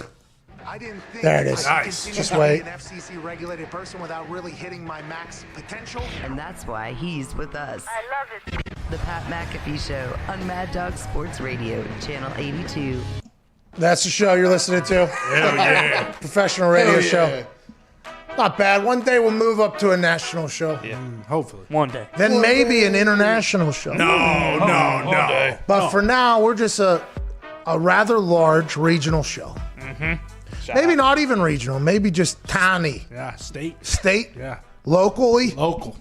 Yeah. Maybe county. District. Ooh. Yeah, maybe a district. Maybe a borough. Maybe we're just a borough show. Yeah, we're a borough show. Yeah, East Hills, by the way, Plum Borough. It's a borough show. What's going on, Diggs? I don't know if this was a regional thing yesterday or a national thing, but the 8K cameras in the Seattle-Washington game yesterday when a team would score, fucking awesome. Hey, those were awesome. They had like the portrait filter or the portrait mode on it. Everything was kind of blurry, but the super high def there on the face. And that cameraman had to be very, very close. Like you were in there. By the way, speaking of, it feels like the camera folks have been a lot more, like granted, they've had the guys that kind of run onto the field. They always had. There's this one guy, everybody knows him. He's pretty famous at this point. He's a little bit bigger guy, and he's nimble with that thing, right? He's in there, out of there. He feels like he knows. Last night, Jarvis Landry, that old situation, Jarvis was a foot and a half away from that camera, and then all of a sudden, we get a personal foul within what? 12 to 13 inches of the camera. I mean, it feels like the cameras have been very close, probably because they want to make you feel as if you're a part of the game more without the fans on the other side. What's up, Nick? It's almost like they watched the XFL and stole more good ideas. Oh, why don't they do the review? Just steal the review, okay? Listen, just steal the damn review, all right? I got yelled at on the XFL when I covered it that one game as a sideline reporter, even though I was told I was going to be in the booth about a week before I found out I was going to be a sideline reporter. I was just on the field. You know, I was just literally just talking on the field. There's a couple shots where a guy fumbles, and in the background, I'm like 20 yards behind it, literally just standing like this on the field. I got yelled at a lot for that. But why not? If you got someone, remember, I was going to wear cleats. Yeah. There was a chance I was going to wear cleats, and I was going to try to huck somebody down, run alongside of them. Turns out that never happened. But steal the review process from the XFL. Please. You took the Skycam. Okay, you took the Skycam. Now you got the cameras in the shit, basically. Now take the review system with old buddy or old lady up there with an Xbox controller, direct mic to the referee's ear, us seeing it all happen, why they're doing what with the replays, and make it more efficient. Just take it already. We know you're going to do it. Just do it now so that, because it takes all of us, we have a good playoff run. Hell yeah. We don't need any stupid refs ruining any playoff run. Just let the Xbox run the damn thing. You think for the camera people, it's easier this year because like the CEO of BP, Rob Dennett, isn't on the football field and they don't have to worry getting around them and stuff? Well, that's like the national championship game. I was on the sideline down there for a simulcast. I mean, I dodged Gary V one time, and then two Nike people to even get it. There was like 7,000. That's probably never going to happen again, by the way. Odell was handing you hundreds. He didn't hand me any money, but he did give us an incredible moment whenever old buddy hit that field goal. Odell's always been very nice to us. That offense seems to be better without him there, but I still think that offense has found an identity. When Odell goes back, they're going to be even better next year. Who knows how that's going to work out. Joining us now is a man who's forgot more about football than we've ever learned. Former general manager, consultant, podcast host, live show host, author, and maybe your next GM. Ladies and gentlemen, Michael Lombardi. Oh, tracksuit. Hey, I love that you're in a tracksuit. Most Italian thing you've done in some time now. What do you want to talk about today, brother? What's on your mind? Is Belichick potentially checked out? Worry you at all? Hey, too many men on the field. Down 10, in field goal range, takes a sack on fourth down instead of kicking the field goal. Earlier in the year, Hoyer got a sack right before half with no timeouts. What's going on? He's supposed to be our stalwart of situational football, and what's going on, Paisan? Disappointing, I thought for sure. And then, add the fact that the last 2 weeks they've given up 169 yards rushing, and then yesterday 240. I mean, they haven't played great run defense. So I think in this era, in this year, there's a lot for him to reflect on and have to fix. I thought for sure he'd kick that before the 2-minute warning to give himself a chance like Matt Rule did on Saturday night. So, those are mistakes that I think you have to overcome. He'll certainly advise them. He'll look over them and he'll make those changes. But I want to know this, after watching that game last night and thinking that the Giants would cover, when did 3 points become a bad thing? Oh, dude. Joe Judge left 12 points on the board, right? Now, granted, kicker was open. Kicker was open. Now, anytime you run a fake where you have the snapper eligible, you always think it's going to fuck with the defense because you always count, look outside. It's always like a deception thing.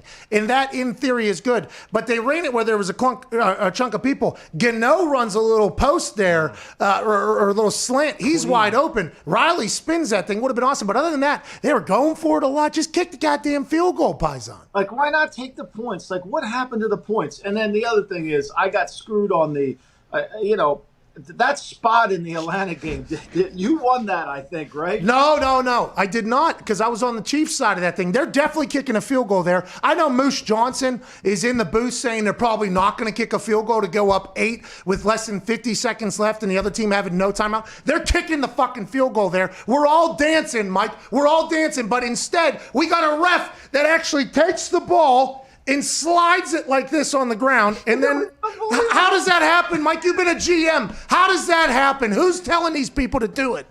I have no idea. And then, of course, naturally on Twitter today, I get, Lombardi, you're a genius, 0 for 4. Well, I was for. The Eagle field goal, the Eagle holder couldn't hold a goddamn snap. I get a bad spot here. And then Joe Judge is over here deciding he don't like 3 points. I mean, what do you want me to do? I'm sorry I didn't know that was going to happen. I apologize. Hey, that spot, that thing was unbelievable. Because the guy, you actually see the footage of the slide of the ball. Somebody was sleeping in the review booth because it wasn't even close. Listen, I'm not going to talk about the review booth, okay? I've moved past this. Alberto Riveron and I feel like have got back on mended terms here. Uh-huh.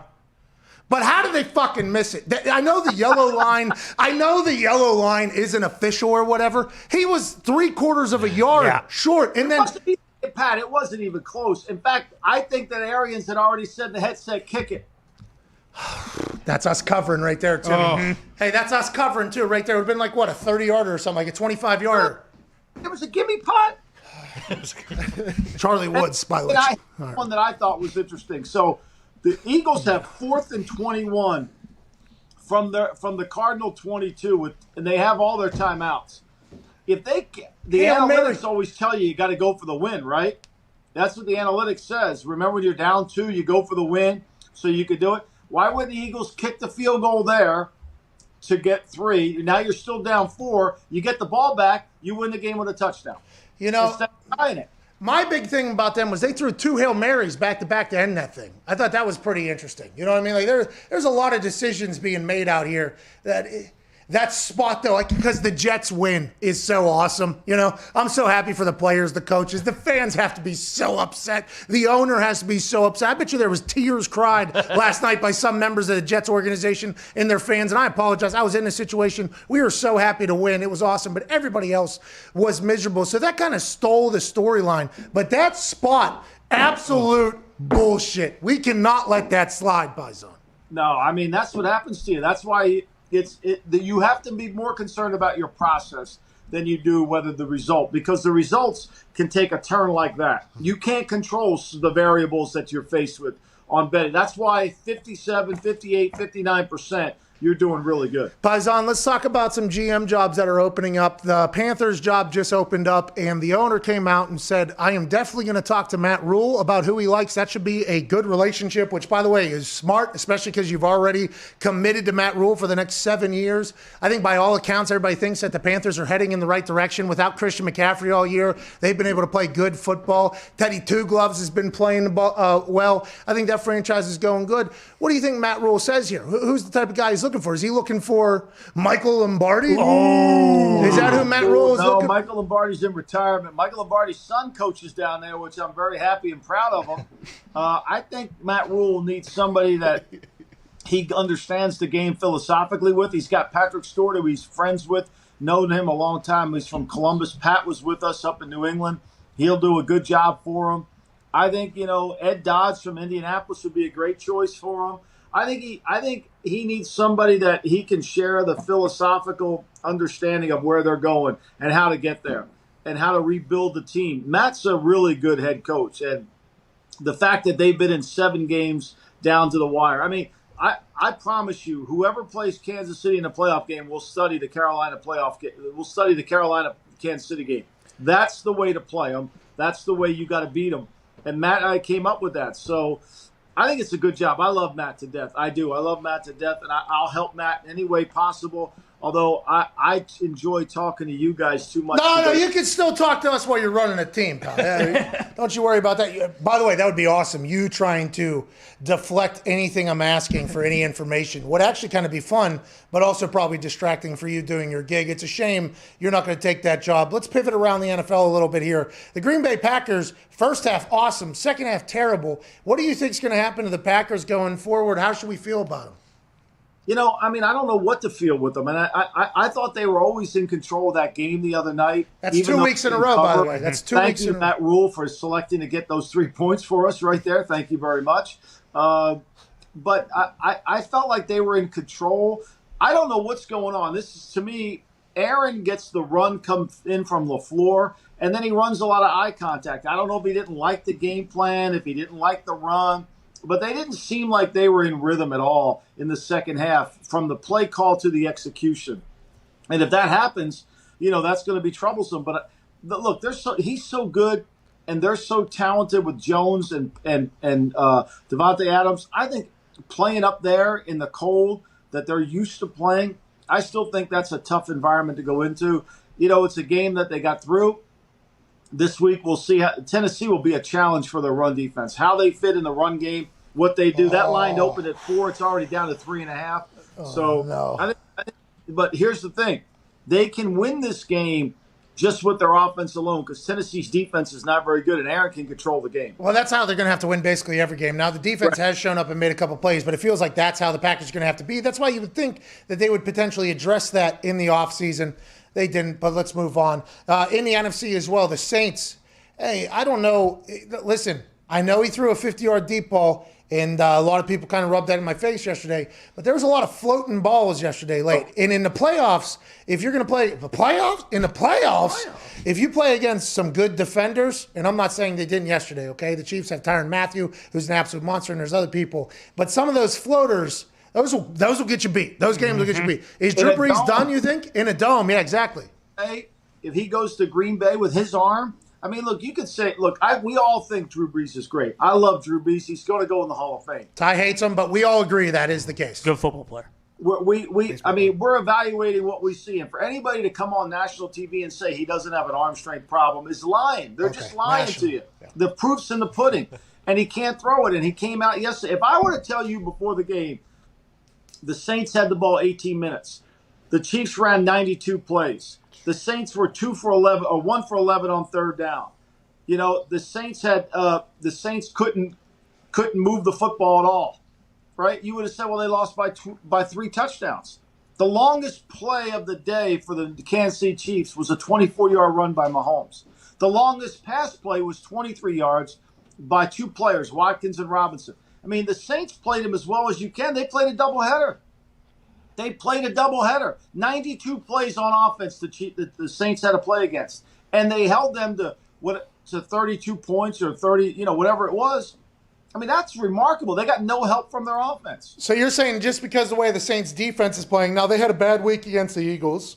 Now, granted, bad week, they only held him like 17 points. And now Jalen Hurts is succeeding against other people. So maybe they didn't have that bad of a week. Maybe we overreacted. But, hey, it's Overreaction Monday. Yeah. You're supposed to do that. You think the Saints defense still is in play for them to make a run in the playoffs? Because you look around the NFC, you're not seeing a lot of people that have just a stacked defense that is going to be able to win them games. That's why I thought the Saints had quite an advantage with that crew that they had. They did, and they forced I think 18 third downs in this game. So when you force 18 third downs, that's almost way more than you should. That means you're not making any big plays. The offense is, and yet the Chiefs were 9 for 18 on third down. They were 9 for 18 on third. That's 50%, and they kept the ball for 41 minutes. The Saints had the ball 18 minutes, and yet they're in there for a field goal game. And the Saints do what they typically always do. I mean, the Chiefs.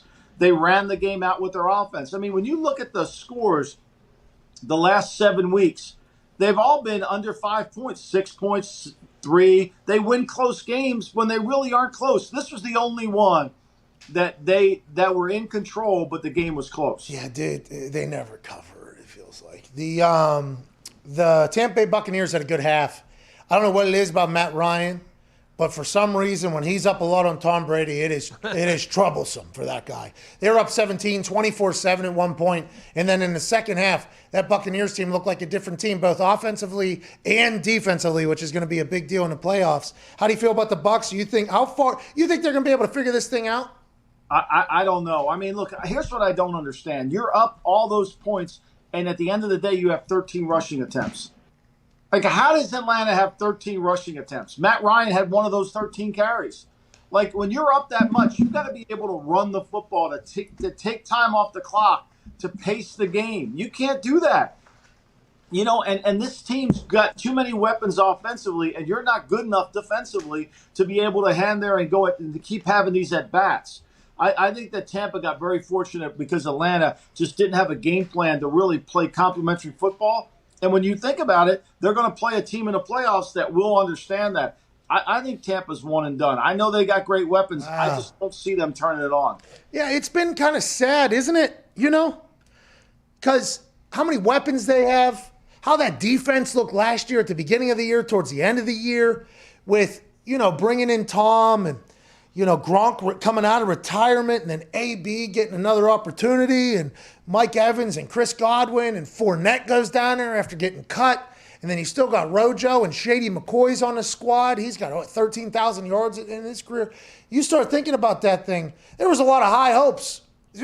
Just never been able to really bring it together. Never. The second half, they looked unbelievable. But I feel like what Lombardi's saying is that's more on Atlanta than it is on Tampa. They just never been able to bring it together. What the fuck? That's going to be frustrating, I think, for people to talk about for a while. I think it is. I mean, they scored 21 points. They scored 31 in the second half. And, I mean, Atlanta scored 10. Atlanta didn't do anything in the second half to pace the game, to slow it down. I don't think football fans really understand to win the playoff, you've got to play a certain pace. You're not going to play New Orleans or Green Bay in a pace that's conducive to them. And this game, when Atlanta went in at halftime, to me it was, hey, we got to get yards on first down. We got to work this clock.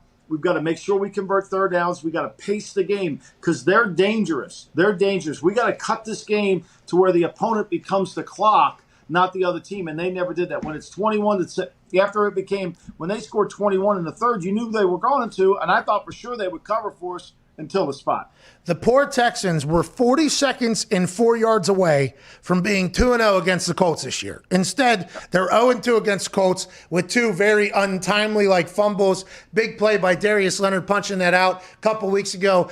Something with the quarterback snap, the shotgun snap is dropped. But the Colts, even though they've struggled to beat the Texans, divisional game, always going to be tough.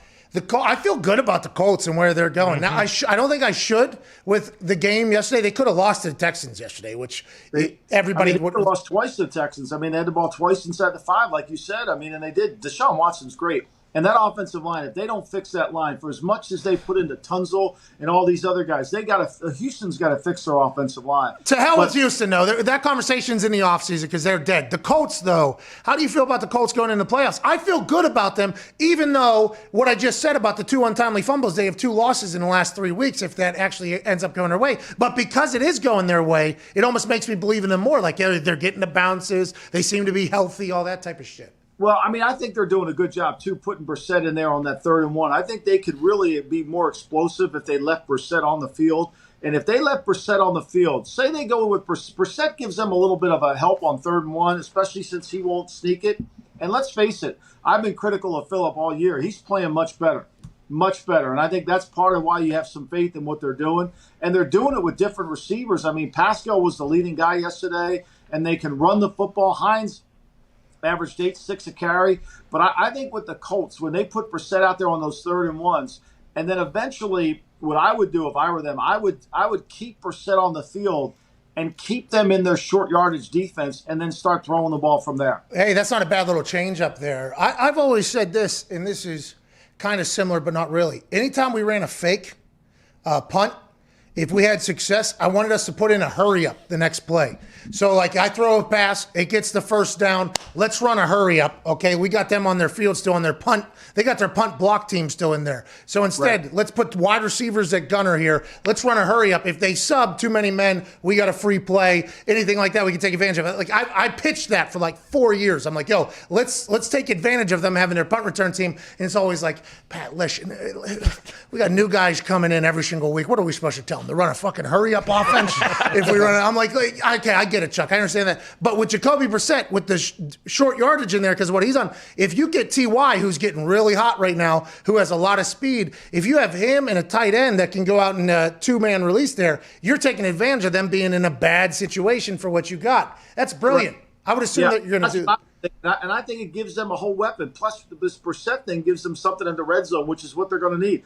I think the Colts are a tough out. The Colts will play Kansas City tough because they can control the ball with their run game. And plus, I think Wright understands how to attack Spagnuolo. Not that Sean Payton did, but I think Wright will attack Spagnuolo. Let's talk about the Buffalo Bills. Did you see that fan base showing up for them at the airport? That was awesome. That team is hot right now. Yeah, and they're a threat. I mean, look, the way Josh Allen has been remarkable. I didn't think he could overcome the lack of accuracy. I really didn't. He has done that. And where he's really been sensational is when he throws the ball between 1 and 10 yards. He's 74% accurate on those throws. And that's not what he was coming out of college. He's really improved his short accuracy, and that's made all the difference. Plus, he's hard to tackle. And I think Dayball's done a really good job of making Cole Beasley another running back in the game. He's given him an outlet to throw the ball to. The guy's second on the team in receptions, averages 12 yards a catch. I think they've done a nice job scheming around Josh Allen, taking what he does really well and utilizing that skill set. They're a good team. They played Kansas City, held them in the 20s. They couldn't move the ball in that game. That was the problem. Before the boys, they have questions for you. We can't thank you enough for your time, by the way. I know you're a busy man. You got more jobs than me somehow. You're awesome, too. Wealth of knowledge. We're talking to Michael Lombardi, former general manager and coaching consultant and author and all this shit. He lives in Jersey, right on the beach. What is it? What's the town? Ocean City, New Jersey? It's called Ocean City, New Jersey. Okay, a lot of Italians over there. Paisan found his way over there. They're sitting amongst all the Italians over there. But it's very close to the Philadelphia Eagles. I would assume there's a lot of Eagles fans over there. There is a situation brewing in every single game that passes that Jalen Hurts plays the way he plays is only making it more and more uncomfortable. We had Orlovsky on earlier, and Orlovsky basically hinted at saying he was hearing things, and then is his confidence shook? Does Carson Wentz even want to play football anymore? Doesn't think he'll ever be a backup there. He's been listed as a backup yet again for a third straight week officially as of like 10 minutes ago, 15 minutes ago for Doug Peterson announced Jalen Hurts as a starter. How does this end, this whole situation? Carson's going to be a tough trade. Jalen's only going to play better. Allegedly, they can't coexist. How do you see this thing going? If you were GM, what would you do? Well, I would figure out how I can solve this Carson Wentz problem, because I'm not ready to give up on Wentz. I thought that 2017, for as good as Hurts is playing now, Wentz's 2017 season was really good, and it was MVP-ish good. And I think something's broke. I mean, yesterday, the Eagles' best player is Miles Sanders.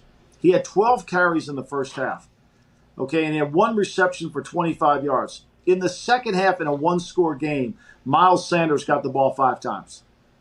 5 times.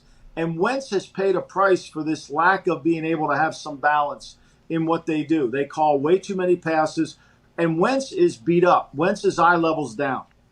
Hurts, on the other hand, his eye level's up. He's a young, fresh puppy. He's playing in the yard, man. He's having fun. But eventually he's going to take too many hits, and he's going to be hurting. And he's going to end up like Wentz, where he's going to be having a hard time looking down the field because he's going to get hit too much. And I think that's the risk. And if I were the GM in Philly, I would try to solve the Wentz problem. Why do I have to get rid of Hurts? I got 3 more years left of Hurts under contract. I'll let him keep playing good. Somebody's liable to offer me 2 number ones for the guy. What do I know? But I got to fix Wentz. That's my number one objective, because Wentz took us to a Super Bowl. What are you going to do? Are you going to bring that Wim Hof guy from Wim Hof? Wim Hof? Are you going to bring the Wim Hof method guy? The guy over in the ice? Like, what are you doing? Problem. I think Jeff Lurie has to ask himself this question: can Doug Peterson fix Wentz? And if the answer to that is no, then he has to go find himself another coach. If the answer is yes, then he's got to make sure he has a plan for how he's going to fix him. But right now, Doug doesn't even announce who the starter is after the game. I mean, you watched that Arizona game. Did you have any doubt Jalen Hurts was going to be the starter the next week? No, the whole world did. I was wondering if it was potentially just to appease Carson Wentz. I mean, I think Wentz has got I think Wentz has gotten a bad deal in this because the team never has done anything to help him. See, now listen, to help him. That's interesting because you're within the Eagles fan base, right?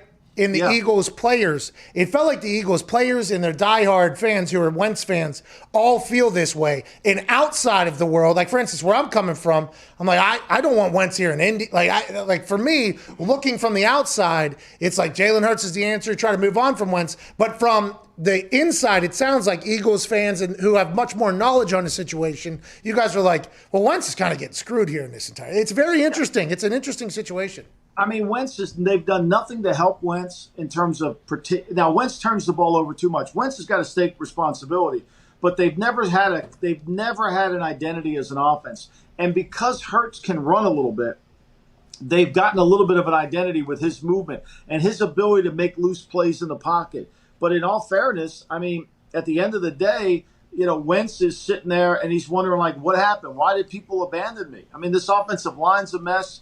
You won't give the ball to the best. The guys had the biggest plays on the team is Miles Sanders. Hey. He touches the ball 5 times in the second half. I mean, that's the problem with Kamara. Kamara had 11 touches. He had 3 catches 14 times. If you're going to beat the Saints, Kamara's got to have the ball 30 times one way, catching or passing, catching and running. Kamara's unbelievable at football. He's a lot of fun to watch. What do you got, Tiggs? Hey, Mike, don't look now, but your guy, MVP Mitch, is only 1 game out of the playoff spot. What do you think about the Bears? Yes, I know. It's so good, isn't it? I'm not buying it, Tone. I'm not buying it. Whoa. Nope. What are you talking about? Christian Gay. Oh, you got his Mitch jersey. What do you mean? It's 1 or 2. I got 2 of them. Love it. You got the home and away, huh? Oh, yeah. Alternate on the way. This week, Jacksonville, that'll be a nice week for him again. But Green Bay, now, if Green Bay has something to play for, right, that'll be the interesting game. What happens in that? That's the other game I think it's interesting. If Indy doesn't have anything to play for, when Jacksonville comes to town in the last game, do you think Indy lays down to let the Jets get the first pick overall in the draft? Hey. So they don't The Pats have the same move to make at the last game of the year because the Jets got Browns, then they got Patriots. Patriots already ruled out. Does Bill Belichick go back to his old big brain ways that he's had for a long time until as of late and go, hey, listen, boys, we're not on to the Jets. We're on to the offseason. And the Jets, imagine if he says that. That would be both teams. Now, I don't think that'll happen. I don't think that's going to happen with Green Bay. Green Bay's going to have to hold on to. If Green Bay has nothing to play for, then the Bears will be 9-7 and get in. If they have something to play for, I don't see how the Bears win that game. What do you got, Connor? I will say this: at least Nagy's trying to run the football now, and he's got some balance to help the quarterback. The last 3 weeks, they've run the ball really effectively. Bill Lazor. That's what you're saying that is? I have not paid attention. I thought you guys were out of the playoffs. He's not calling the plays anymore, Nagy. Yeah, I thought you guys were out of the playoffs 10 weeks ago. No, come on. Yeah, when you guys were 5-4-1 or whatever, I thought this team's out of the playoffs. What do you got, Connor? Yeah, Mike, there's a lot of conversation on who's going to be the quarterback for the Colts next year. Is there any chance Phil Rivers or Jacoby Brissett come back? Well, I mean, just listening to Frank Wright, I think that he thinks Phillip Rivers could come back. I don't know about Brissett, but I definitely think he has endorsed Rivers to think he can play longer. And I think the question mark is, who do they get if they don't have Rivers? Who do they get if they don't bring Brissett Matty back? Matty Stafford. Go get him. They know who Brissett is, so I don't think that's the issue. Aaron Rodgers, go get him. They know who Rivers is, and I think it all comes down to Ballard saying, okay, I can get this guy. I could trade for that guy. Matt Stafford or Sam Darnold. Who can I trade for that's better than what I have? Lombardi, you've been a part of some big trades because you were a general manager in the NFL, obviously. How does that conversation even happen? For instance, let's say we did want Aaron Rodgers, okay? Aaron Rodgers has never said anything about this. The Green Bay Packers haven't. What would Ballard? Ballard would call Gutekunst and he'd say, hey, I know you're probably not interested, but what would it take to get Aaron? Is that how that conversation goes? But if you're the one asking, the other person has all the leverage then, which I guess the Green Bay Packers would know to begin with. How's that work? He has all the leverage anyway. You just make the phone call. Say, hey, look, if you call Detroit whenever they get a new GM, hey, look, congratulations on the job. I know you got a lot of things you want to do. If you're ever interested in trading the quarterback, we would definitely be in play. We'd have a strong interest, and leave it at that. And then he'll call back. He'll call back and say, "Hey, we're thinking this," and you go, "Well, that's crazy. We're not doing that." Is that how that goes, or is it like how we think it goes? I mean, you have some historical data to a trade of a quarterback, so you could say, okay, I want 5 number ones. Well, your answer back to that was, well, what team has ever paid 5 number ones for a quarterback? I mean, I'll look it up. I'll be happy to see it, but I have never seen this. Like, if we want to talk serious, let's talk serious. I mean, we know it's going to take some significant capital, but 5 number ones you're asking is too much. I would love to see the text message exchanges. There's probably screenshot of text messages and conversations that are just awesome. Mike, we got to get the hell out of here. We can't take it up. We'll see you at Hammer Don. See you later, Hammer Down. Yeah. See ya. He's going to hang up very quickly. God damn, he gets out of a call quicker than anybody else. He's got shit to do. He's got another call. Yeah. He's got to go write another article. Always our call. The Daily Coach, by the way, is a newsletter that he and a couple other very prestigious sports folk write every single morning. It's a really cool thing.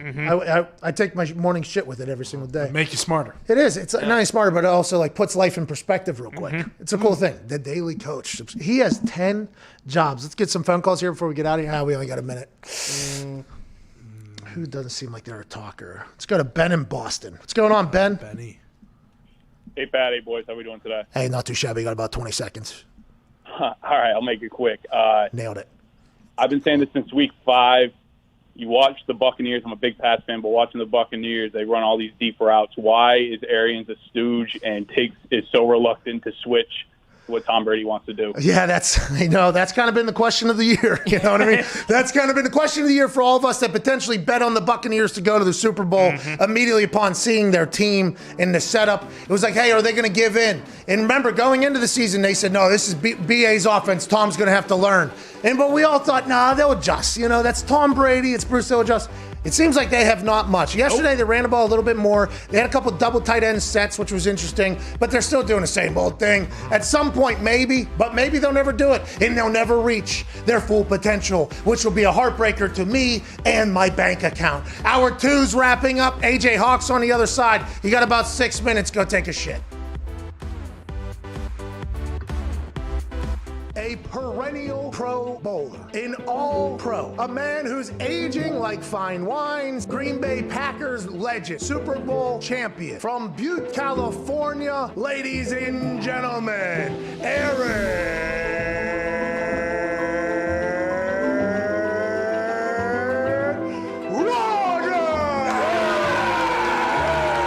Please tell me that that's going to be a one-time thing. What is the longest you've ever thrown? Yeah, somewhere between 68 and 70, Pat. I don't know, right in that sweet spot. 69 yards is how far you threw it. Nice, congrats. Hell yeah! Hell yeah! Of course you have, by the way. Of course you have. That doesn't get you going for a game? Are you kidding me? No, but I have a funny Creed story. So, in 2007, we're playing the Dallas Cowboys on Thursday night. We're 10-1. I have long hair. I'm a backup. And before the game, we walked down the field, and I don't know if it was on purpose, but our intro song was Creed with Arms Wide Open. I looked to my buddy Nate Weir, who AJ knows Nate really well, and we both said this is going to be a good night. And that was the night I came in off the bench and played pretty well and kind of changed the narrative about me from, possible draft bust to, hey, this guy might be able to play, maybe. Thank you, Creed. Yeah! My kids say, like, oh, if they see him on TV, oh, there's Uncle Aaron, look at that. Oh, Dad, is that Uncle Aaron's dog? I'm like, nah, it's a prop dog. They're like, well, what happens to that? I was like, oh, I think he hasn't killed after me. What the hell's wrong with you? AJ! I noticed this past Sunday, you were smiling, shaking hands, giving a lot of high fives to the boys on the side. What have you seen in this old footage that has rejuvenated your love?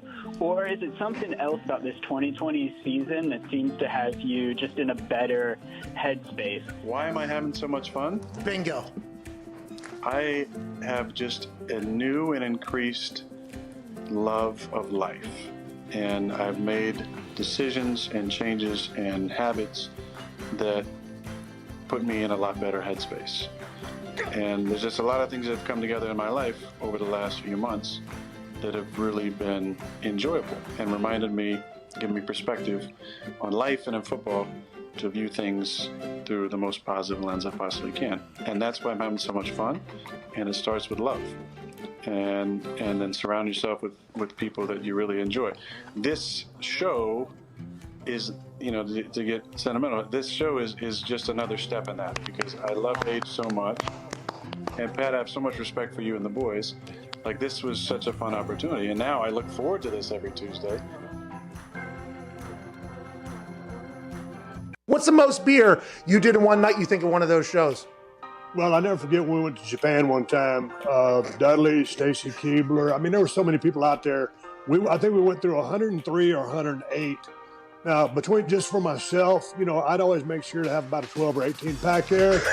And, here's the thing when some people say, oh, shit, man, you got too much of that beer on, you don't even know how to drink beer. It's like, dude, fuck you. You don't know what I'm trying to do. I'm trying to entertain 20,000 people in an arena. If I just go out there and sip it real properly, how fucking exciting is that? So when you're out there on an empty belly and you're shotgunning beers and all that shit's going in, the half that was going in was for me. The half that was going on was for them. Nice. But I'm telling you, Pat, when you shotgun a bunch of beers like that and you're drinking about half of each beer, you got a pretty damn good buzz when you come out. And that's a sacrifice I was willing to make every single night. I would assume you were pretty fucked up, yeah. When did you start self-cheersing? When did you start self-cheersing? Was that something you did in college? You're like, hey, Steve, good for me, man. Like, when did that start? No, you know what? I got to give credit to Sandman for starting that, but he was bashing him off his head, and I don't remember, and it wasn't because Sandman was doing it, so I don't want to say I copied him, but he was the first. So, and then my style was, because people always get us confused, they'll say, yeah, man, you used to bang them on your head. No, motherfucker, I was the guy that clacked them together. It was just something we came up with. I don't know how the beers got introduced to the ring, but it became a thing, and we ran with it.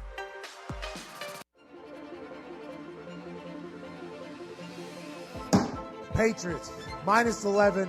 Hammer that thing as hard as you possibly can. I am a guy that moves lines with this bad boy. Me and this guy here, this hammer, we've been making money together for a long time. Super baby. You whip out your hammer and you swing it not only like a windmill dunk, like a son of a bitch, but you swing that thing to try to break the button on the FanDuel thing, and you hammer the Tampa Bay Buccaneers. It finally made its debut on ESPN, and I'm proud of this fucking office store hammer. Hell yeah. I like them all over Baylor. Good hammer Okie State #1. Hammer the Red Wolves +5.5, -14.5, and hammer -34.5 for. Oh!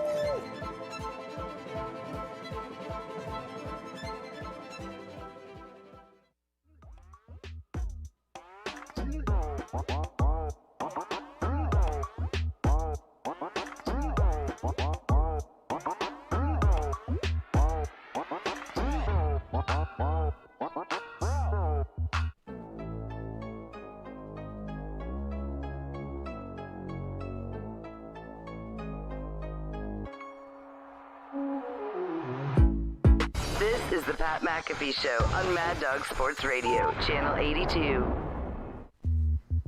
Welcome back to the show. Hour 3 kicking off in beautiful fashion here. Just small, little, independent, regional operation here. Mm-hmm. Every single day, 3 hours, live, talking the good shit. Oh, yeah. The dumb shit. Mm-hmm. The idiotic stuff. And that will continue for at least another hour, alongside a man who's a college football champion and a Super Bowl champion. Ladies and gentlemen, AJ. Yeah! AJ, what's going on, bub? What's happening, man? How you doing? I'm all right. Good. You look good. How are you? I'm doing well. I think my picks, a lot of them hit yesterday, I feel like. Oh, did they? We have not kept track. Hammered Don at 3:30. We will keep track of. What's that, Zito? No, he just missed 5. That was all he missed. Oh, you missed 5. You had a lot of picks, so only missed 5. That's not bad at all. I don't know how did many. Much better. I guess I should say the underdogs I picked to win. I think all of them won. Which, by the way, good payouts, good odds on those, so you made people money. I'm getting attacked on the internet right now for my question yesterday. Middle of the first half, Bucks Falcons. I asked a question to the internet. I didn't say anything other than, do the Bucks stink? That's all I asked. Valid. Okay, I got attacked by everybody. AQ Shipley called in the show earlier and said we're not dead and hung up earlier. Unbeknownst to me, by the way. He showed up. Great to see him, by the way. That's all I asked. Do the Bucks stink? That's all I said. Nothing else. I didn't say they do stink. No. I didn't say this team stinks. Nope. I didn't say any of that. I just asked, do the Bucks stink? Let's start a conversation here on Twitter. Let's be social on social media. But I've been attacked by everybody for this one question, and I even gave an update. They might stink, but they don't stink as bad as Falcons in the second half. You know what I mean? So they don't stink. They got to win. It was just a question. Now I got a bunch of people saying this tweet didn't age well. It's like, it's a fucking question. And by the way, Twitter, you're not supposed to age on Twitter. Twitter is a live, in-the-moment thing. And if they age, great. But this is a question. How can a question age? It's still the same goddamn question I asked yesterday. You might have a different answer now than you had in the first half. But it's just a goddamn... I just got told by Bob Johnson, funny. Prognosticators and ex-players like you always hate on Brady and Bill. That's not true. Excuse me? That's not true. I fucking wear Tom Brady's glasses. They're the best glasses I've ever Got worn. him in the Super Bowl. Then next he goes, but don't have the rings. Are you jealous much? Question mark. Whoa. How many times did you wish Manning could be as good as Tom when you were playing? The rings in 20 years of domination say it all, and he ain't done. This horse is thoroughly beaten was his picture of this whole thing. This motherfucker, this guy, bitch, Bob Johnson. Is he a Bucks fan? How come we can't even ask questions anymore? It's outrageous. Do they stink? Do they? Why is he putting you in with other people that hate on Tom Brady? Like you're say he's going to lump you in with a big group of people, I guess, that are Brady haters? Yeah, but those people are all on national shows. National shows. You didn't say does Brady stink. You said does the Bucks. I'm a regional show, okay? I'm a borough show, we learned. We're not talking about national. But I have gone to bat for both Bill and for Tom. Oh, yeah? More than anybody else, strictly because they did beat the shit out of some of the teams I was on. I wouldn't even go and get up last year whenever we all knew they stunk and say that they stunk because I knew that would be very rude of me to say, especially after they hung 50 on us on a couple different occasions. Yeah. This guy, Bob, with a wiener dog as his Abby. Get your dachshund out of here, pal. What's up, Nick? If you were a bigger show, Bob would probably know. Oh, that's the issue. We're a small show. You've been banging the Bucks to the Super Bowl drum the whole damn year. Does seem like they stink, though. It's interesting. They do kind of. I got a lot of friends on the coaching staff. One more coaching staff friend that I have down there. I love Tom's glasses. But, man, I don't know if they're going to be able to go on a run. I'm bummed about it. I am bummed about it, AJ. What were your big takeaways from yesterday? The Jets have hilarious win. Really was awesome. That is so cool. I've been in that situation before. Chiefs win. Don't cover for some, cover for others. The Saints might be dead. How do you feel about what happened this weekend, AJ? The Jets was obviously a surprising situation to see them win. It was awesome. It's fun to see all the fallout now with the Trevor Lawrence deal. But I like the Titans. Obviously, they just keep it rolling. Tannehill's super efficient. Obviously, Derrick Henry, MVP candidate. You know he's not going to get it, but he's a candidate. I think he should be in the handful of names up for it. You know what? Hey, before you move forward, can we say this? Great live bet is if you see Derrick Henry in the second quarter running well, the team isn't going to stop it in the second half. Nope. That is one of those things where if he's rolling in the first half, pretty solid bet that they're going to win that game because he's just going to continue. Sorry about that. That just was my takeaway from that. Oh, no, you're good. And the Bucks, I'm not sure on them. I was texting Zito during the game trying to say, hey, what were my picks? I thought I picked the Falcons to win. I felt pretty good early. I do that, by the way, every single week. I text Gumpy and I go, I feel like things are going well for me here. Everything I thought's going on is going on. Gumpy, who'd I pick? And he sends me 4 picks. I'm like, why were those my fucking picks? I was so mad. I was like, I should have took the Colts. Of course I should have taken the Colts. And then that thing almost ends. If I would have taken the Colts, by the way, Darius Leonard punched that guy in the elbow instead of the ball. Breaks his hand. He's out for the rest of the year instead of causing a game-winning fumble. But, yeah, the Falcons thing was very interesting. And you got to be bummed out for Matt Ryan at this point. I mean. Yeah, I guess. Understand why everyone's criticizing Tom. Bruce, you've been criticizing Tom all season. What the fuck is he drinking? Bruce looks awesome. Whoa. Don't say that about Bruce, okay? Come on. A little bit rude. Saying he's a booze bag. Booze bag Arians, Tony? What do you be, a Bob Johnson? Well, I know the. I'll tell you what, he ain't sucking down 16-ounce White Claws out of a paper bag. I know that. You did that? Sweet move, yeah. Every night. You're drinking White Claws out of a bag? Well, no, I mean that's how you have to carry out in the store because you're not a scumbag. You don't have to drink it out of the brown paper bag at home. It's a cool Tony. feeling, dude. It is a cool feeling. You're doing the homeless method acting. Yes. You're drinking White Claws out of the Yes, paper Pat. brown paper bag. Feels good on the hands. It's cold outside. Oh my God. That doesn't make sense though. A brown paper bag is for a 40. It fits a 40. It's for anything you want it to be. Okay, pal? You got Mad Dogs in there, 2020. Oh yeah. High life. I found a ghetto liquor store that sells them for like $1.25. White Claws a pop? 16-ounce pounders. Oh, Jesus, dude. Tony. That's unbelievable. Just the thought of you sitting at home, just so happy, and out of the fucking. Trust me, it's not well accepted at home either. Yeah, I can imagine. By the way, happy birthday, Ty. Happy birthday, Ty. Happy birthday, Ty. Ty went up to the worst state in the Union. Whoa. Oh, what's that, Michigan? Whoa. So too. No, I'll leave that up for debate. But Bruce Arians, though, in those post-game Zoom calls, looks hilarious. I mean, he's zoomed in. They're not doing him any favors. His head is right here. Yeah. He's just, I mean, and then he just, and then just lets it eat. Michael Lombardi said he thinks they're one and done in the playoffs, those Buccaneers. You think the same, AJ? I don't know. I can't get a read on them. Like, I don't know what they are other than inconsistent. Like, it's just weird. They show flashes where they look really good, and I think their defense can play well. I'm not sure. It definitely depends on the matchup. And they're like a team where, I don't know, because the first half and second half was so different for them. It's not even like, okay, who do we have today? A lot of teams, I think you can tell by the first couple drives what the rest of the game is kind of going to go like. With them, you never know. They could lose by 20 in the first round of the playoffs, and everybody would be like, yeah, it makes sense. And they could then potentially win 2 games, like steal 2 games, and like, yeah, that makes sense. It's Brady. Yeah, it's very interesting over there. How about our guy, as Zito told me his new name, Maserati Mitch in the Chicago Bears beating the Vikings, Cowboys getting a win. Like, they're still in the hunt. You wrote them off last week. Cowboys still ready to roll. Yeah, Cowboys definitely get a big win. Huge. They are definitely in the hunt still. Your team for the NFC Super Bowl, the Dallas Cowboys, still in the hunt. Maserati Mitch, I had not heard this. This must be a part of the text conversation between you and Zito only. I don't think the rest of the crowd got to hear the Maserati Mitch nickname. By the way, we love it. I love that name. Awesome. Oh, yeah. By I heard the other day. I just had a shirt with AJ. Yeah, Maybach Mitch would also be cool. Ooh. Yeah, that'd be cool. But he seems to be moving. He is moving. He looked thinner. Oh, yeah. Didn't he look a little bit thinner than he has been?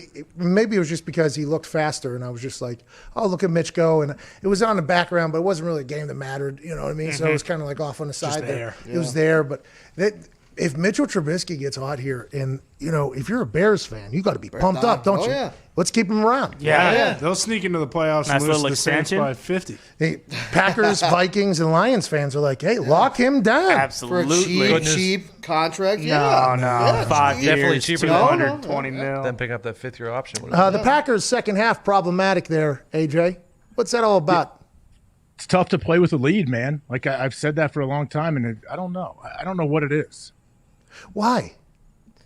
I think there's a fine balance in that. Hey, let's not mess this one up. We should win this game. Let's not be reckless, but we also still have to attack them. You're kind of stuck. It's a weird spot. I think some teams do better than others. You know what's awesome? Whenever the small little regional tiny independent show gets big enough where we could potentially buy an NFL team and we're running the thing, I cannot wait to be on the goddamn horn with the coach at halftime whenever we're up 20 from the owner's office. You know what I mean? Hey, the owner wants to talk to you at halftime, and the coach is like, come on, dude. And I go step on her throat, hang up on it. I want my coaches to be like that. I had one coach that said, just trying to score one more point than the other team. And I looked him in the face, and I'm like, come on, I'm going to slap you in the mouth right now. Let's win by 100. Let's beat them by 100 if we can. Everybody would be much more relaxed. This would be a much more fun time if we win by 20 to 30. But I guess as long as you win, that's all that matters. But I feel like you should. I hate I was on so many teams that came back. Andrew Luck was so good. Third, fourth quarter comebacks, for whatever reason, maybe we just learned at halftime, but they would get in that prevent defense, and all it does is prevent you from winning. That's what I think. You know what I mean? Because you just start picking it apart. Just step on their goddamn throat. Why don't people change? Just because they don't want to get caught? And if you do if you do a cover 0 blitz with 6 seconds left, you get fired the next day. But why don't teams go for it more to just bury people?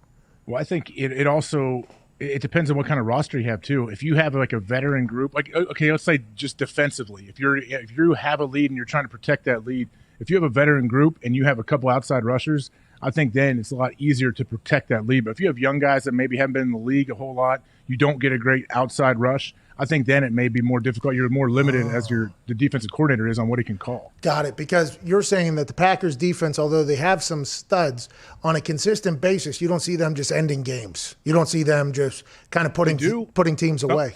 Sometimes they do, but that's the problem. Like when they run into a team that is very physical and can pound the ball, like that's what everyone is worried about, I guess, when you look at the Green Bay Packers. Yeah, but if you're up so much, you would think that the run game isn't going to hurt you. But the Packers, it does hurt them. It literally does hurt them. And I think if you're up, if you're a winning team, like I think managing the clock, getting the clock moving, like first down should always be a run. Let's get this clock rolling. But let's also not just sit on this thing. There's a lot of teams that just hand off, punt. And you're like, let's hope our defense does their job. And all of a sudden, a 20-point game is now a 7-point game. And it came out of nowhere. And it's like, how did this happen? It's just, well, there's a lot of different factors in that thing. But as long as you get a win, that's all that matters. But let's step on some people's throat. Bury them. Bill Polian, the way he set up our team back in the day was load the offense. Let's get a lot of points. We get up, and then we just need 2 good edge rushers. We need Freeney and Mathis. And now, granted, they got Bob Sanders, which was a hell of a gift on the back end. But since the other team was going to have to pass the ball because they're going to have to catch up to Peyton, we got 2 pass rushers. They just kind of close this game out. Here we go. A lot of success that way. But I guess if you don't have 2 Hall of Fame pass rushers, that could be a little bit difficult on the defense side of the ball. In the offense, if they're resting on their laurels or just trying to keep the clock moving, you can see how that could slow down as well. We're just kind of piecing together thoughts here. It seems like the Packers are potentially in trouble. Well, I mean, they never put anyone away. They don't ever step on anyone's throats. Backdoor covers. Yeah, haven't in a while. But, like, what I don't understand is, like, when you have 3 possessions like that where you literally can do whatever you want and score at will and it's just super easy, like, is that just in-game adjustments going on the rest of the game? How, like, from that point moving forward, they couldn't do anything. I mean, it just, like... You watching that game, like I said, I don't really remember the second half that much, but you watch the first half, and it's just like, oh, okay, they're just going to beat the shit out of them. They could do whatever they want, and then they clearly just didn't. Let's go to the phones here, regional show. Let's go to somebody in Toronto. What's your name, pal, in Toronto region? Oh, that's out of our region. Onofrio? Onofrio. Sorry, but I mean, it was written probably how it's spelled, but I mean, I don't know how. That's on me. I should be a better reader. I've never read a book. Onofrio. You got to roll the R like the real Italians. Oh, Onofrio. Okay. Onofrio. Oh, Paisan. What do you want? What do you want to talk about? I did not know Italians made their way to Canada. Shout out to you guys. What do you want to talk about? I just want to talk about, first off, let me give a shout out to the crew there, Gump, for his footy picks. My fellow Paisan. And of course, Z, I'm a fellow Bears fan. Bear down, Bear down. The boy Z, though. Yeah, Bears stink. But I love the brand. You guys have been great to me. But I'm watching the Jets game yesterday, and I have an in-play bet for them -1.5 when they get the ball. And for some reason, they're at the 37-yard line, and they don't kick the field goal. Explain to me why this is, because I've been getting screwed all year by kickers not kicking field goals. What's going on? That would have been a 55-yarder. Probably would have been potentially, I don't know the exact game. I think that was in New York. Was that game in New York, 55-yarder yesterday? The Jets one? Yeah. It was in L.A. Oh, no. 55-yarder can't kick it. The kicker, who is their kicker? I should know that name. It was in L.A., yeah. I literally let off the show saying they hopped on a plane and went to L.A. I don't know who their kicker is. That would have been a 55-yarder. Who knows if that's going through. Kickers, oh, man, my guy had a rough go. Me and AJ were texting during that game. Felt terrible. Got a couple no texts. Not just from AJ, but from numerous people. Mm-hmm. I got a lot. What's that? Was it Castillo? The kicker? Yeah. Maybe. I don't know. I'm just saying 55-yarder is a long way. Not the one in the other game. Yeah, but the text of oh no that I got. I had the tweets I was getting. All of Denver was tweeting. Okay, they lost by 60, so it's not like we lost in a game or whatever. But boy, Taylor Russolino, I'm proud of you, bub. Okay, hell of a story. Hell of a story. It's going to be an epic book. The whole journey and everything like that. It just did not go as storybook ending as we would have hoped or thought. And I had to officially retire from scouting. I've officially retired from scouting. Oh. Foxy, what do you got to put this up here for? There's no reason. I'll just tell him the story. No. Oh, aren't you such a fucking hero? Just telling the story. I feel bad for Taylor Russolino. He made one? Yeah, he made a kick. He did. Right? Yeah, he made a kick. Yeah. Come on. You don't think he's going to get another chance somewhere else? Well, he hadn't got a chance up to this point, 31 years of age. I think he's deserved it, obviously. And then after that one, I just think it's going to be tough. Maybe, hopefully. We'll see. I guess in practice he was dominating. I got a question for you. Yeah, Bob? So I want to know what's all the why is it a huge story that Carson Wentz, if he's not the starter, wants out of Philadelphia? Is that the most obvious headline alive? It is a big story. We've talked about it a lot, and a lot of people in the YouTube comments go, why does everybody care about Carson Wentz? And that's a great question, too. I don't know why.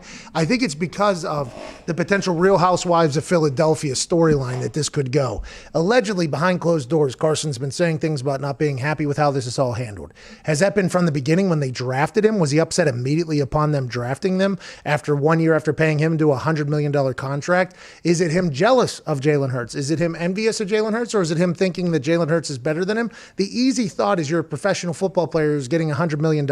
Get over your emotional feelings or your jealousy. But that is how humans operate no matter what is going on in your bank account. So how long has he been like this? Has this been a rough couple weeks? Allegedly, it's come out now that he doesn't want to be anywhere other than Philly, and then he's upset he's not a starter. I mean, this is going to be a full reality show thing until, do they keep Doug Peterson next year? Jalen Hurts, if he continues to play great football, what are they going to do?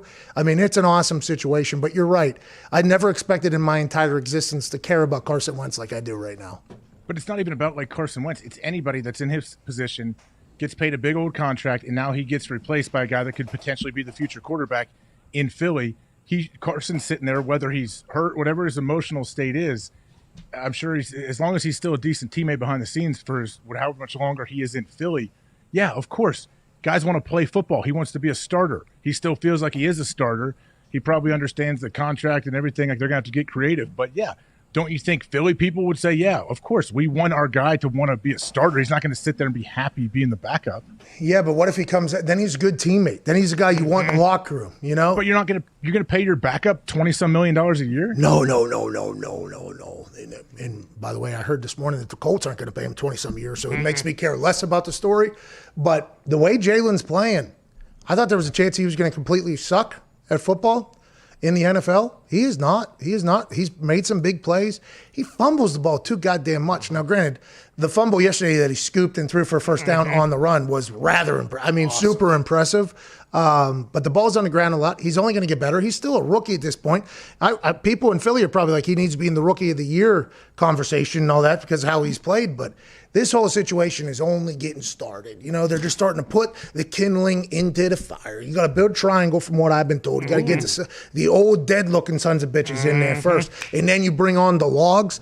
The kindling is just getting laid by everybody. Regional shows, national shows, Philly shows, the team, the organization, their fans, their players, everything. And then by the offseason, when a decision has to be made or a trade has to be made or something like that, or a coach has to be fired, that son of a bitch is going boom, boom, boom, boom. And we're here for it. This regional show is here for it. We got to get to a break on the other side. We got Field Yates. Ooh. He might know a little bit more inside stuff, AJ. Oh, yeah. Field's good. The whole regional show thing you keep hitting on, I have no idea what you're talking about, but I'm sure you feel slighted by somebody, so I appreciate it. Yep, that is. Very perceptive. Those Hawkeyes. Those are Hawkeyes. Uh-huh. And it is very perceptive of you. That is very good. You're 100% right. And it was a big one. I put the war boots on this morning. Mm-hmm. Oh, yeah, it's like can't that. Wait to hear about it. What's that, dude? I said I can't wait to hear about it. Well, I just don't like it. You know, I just, and I don't care how much money. I think I've proved time and time again, I do not care. Now, granted, do I want money? Yeah. Oh, yeah. Okay, we are in the business for money, so everybody can have a good life, everybody can be comfortable and all that. But it does not matter. If I feel like you are disrespectful to me or my people, by the way, listen, I'm going to start a war because of Ty's emails the other day. So, I mean, I just feel like that's something that I'm going to have to deal with for a long time. And there's some people that attack me for that, and that's cool. That's cool, but if you attack me, no, you're fucking written off forever anyway, so I don't really care about you. It's just, I don't care. Like, I can't take it. 33 years, I ain't been a bitch one time, I don't think. So here, I mean, that is going to continue. That is going to continue, you know what I mean? And I've lost, but I'm going to get back in. I'm going to strap the war boots back on if I have to. Just if I feel slighted, just for no reason. By the way, just no reason at all. Just wake up on a Monday, and all of a sudden, I'm like, felt like this was okay here. Who did it? What happened? Huh? What happened? Who? I have no idea. Well, That's for another day. Okay. We got to get to a break. This is the Pat McAfee Show, a small regional show here on SiriusXM, Channel 82, Mad Dog Sports.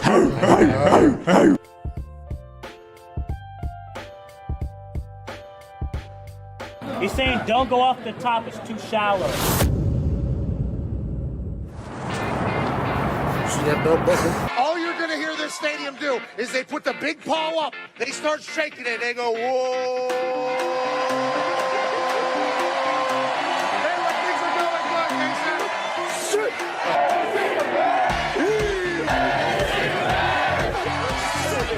Yeah, he loves the defensive side of the ball. He said yesterday to me that this is a blue-collar team. They win it on special teams. They have 5 block kicks this season. The defensive side of the ball, Lynch leads the Big 12 in sacks. But also on the offensive side, Denzel Mims is an absolute animal. He is a weapon.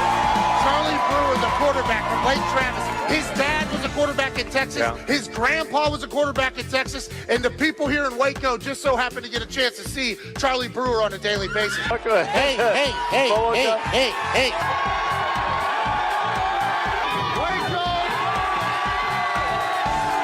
Yeah, Boomer here is going to mean a little bit different than what it means on the internet currently. And hopefully here in Baylor, they hope they're not hearing a lot of Boomer sooner.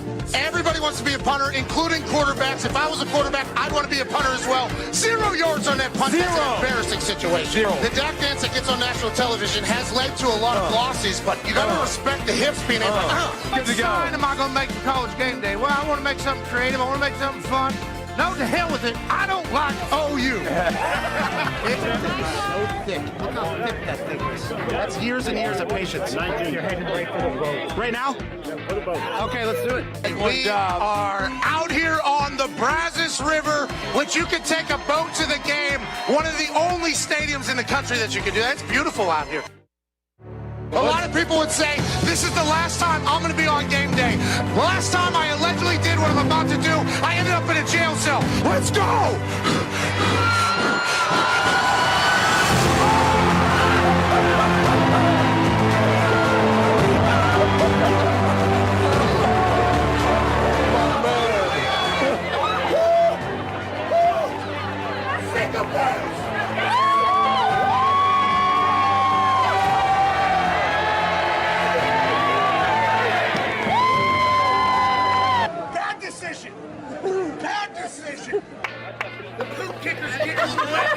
A lot higher than I thought.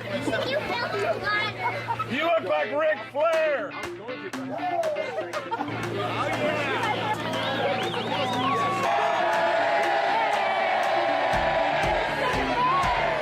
That was a sellout, by the way. That was beautiful. We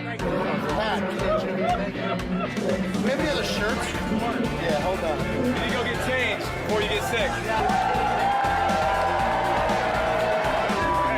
Great work, Russia. I'm actually not that cold.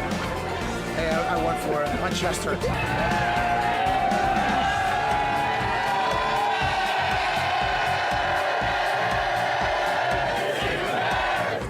It was like 5 feet. I was standing there. That's full commitment, by the way.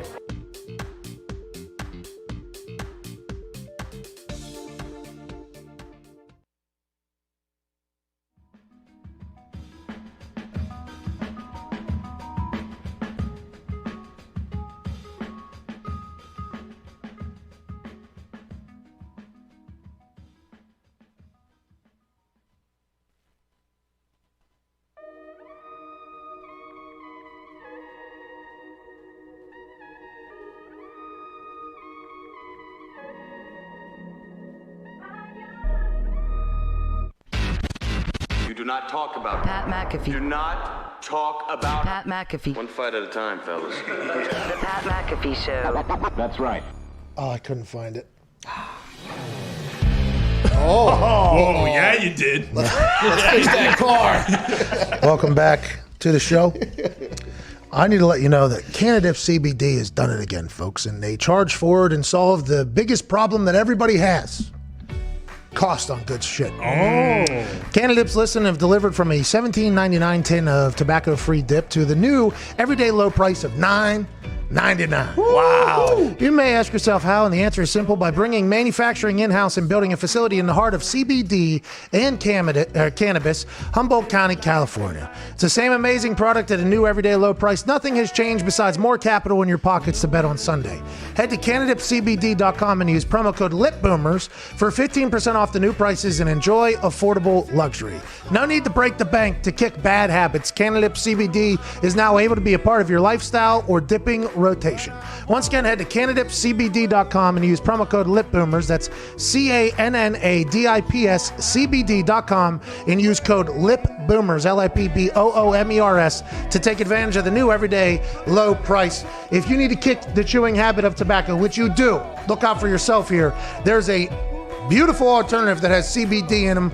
Ty, you love this stuff. Yeah, absolutely. Tastes like real chalk, kind of feels like it as well. Doesn't have any of the harmful stuff. Good for your knees, too. Yeah, body feels better, and you're kicking a terrible habit, a gross habit, a harmful habit. Go to CannabisCBD.com and use promo code LIPBOOMERS. This song, by the way, is called Disco by Late Night Special Band. Oh, I've never heard it before. I was kind of mad that I was speaking over it while I was speaking over it, but I thought the quicker I read, the quicker I can get to the song. Sounds goddamn good, and this is not Overreaction Monday. No, not at all. This is a banger. Welcome back to the show. AJ Hawk is here. Joining us now, ESPN insider, and also a fantasy football host on their show. And he has a bunch of other stuff I'm supposed to plug probably, but I don't know right now, so we'll talk to him about it whenever he joins us. Ladies and gentlemen, Field Yates. Yeah! Boy, Field That was doing pretty good right there, Pat. Honestly, sometimes we all lose track of. It's just like you're a man who's all over the map here. I probably don't do a good enough job of keeping track of all the things that you are doing these days. So consider it even, my friend. Well, it's very nice of you. And I will say, it looks like you've been doing some shrugs. Look like you got the traps up a little bit, Field. Yeah. Are you thinking about You headbutting guys- some people or what? You guys have inspired me a little bit. You know, it is bulking season right now, so I've been getting after a little bit. Just a little bit. Field goes from milk and cookies in high school every day to don't even try to get by me or I will trap you type looks on ESPN as an insider. I cannot wait to see where you go next, Field. Let's dive right into it. You talk, first of all, happy birthday, Adam Schefter. Happy birthday, Schefter. Legend. I learned that from your Twitter account, by the way. Shout out to you. Let's get right into it. Jets, Jaguars situation. The Jets, Sam Darnold seemed to be playing for his career. Is he going to be the quarterback going forward now that they're not going to have the number one pick? Now, granted, this could all change. There's still 2 weeks to do this thing, but let's act as if the Jaguars have the number one pick. They're going to take Trevor Lawrence. What happens with the Jets? What happens with Sam Darnold? And was yesterday the most demoralizing win in the history of the NFL, a la what Dan Orlovsky titled it earlier? Yeah, I was saying, I've actually thought about this a lot recently, not because I was expecting the Jets to beat the Rams, but I'm sure you guys saw the video of Jason Kelsey, the Eagles center, who's a gem in every sense of the word. And he had this impassioned plea about how there really is no place in the NFL for tanking. And part of his argument was that, you know, one draft pick doesn't win you a Super Bowl. One draft pick can be the first step towards getting you on your way to a Super Bowl, but there are a lot of other layers involved, a culture that has to be built. Winning has to become a habit. And I got to tell you, when I listened to him say those words, it made me think longer and harder about whether going 0-16 for the Jets, even if it would result in Trevor Lawrence, could do some like irreparable harm to the compete level of guys that are in that locker room right now, some of which will be a part of the Jets' rebuilding efforts going forward.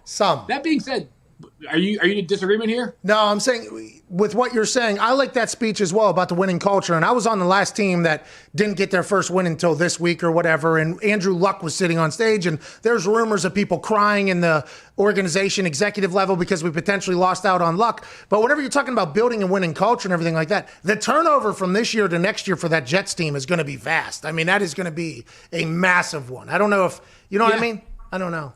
No, it's fair. And to be honest, so you might have you have the other side of the perspective that like you were one of those players that lived through it. You lived through the difficult times, and obviously the upside was the moment Andrew Luck became your quarterback. What was it, like 5 straight seasons of at least 10 wins when Andrew was healthy? So you reaped the benefits in a major way.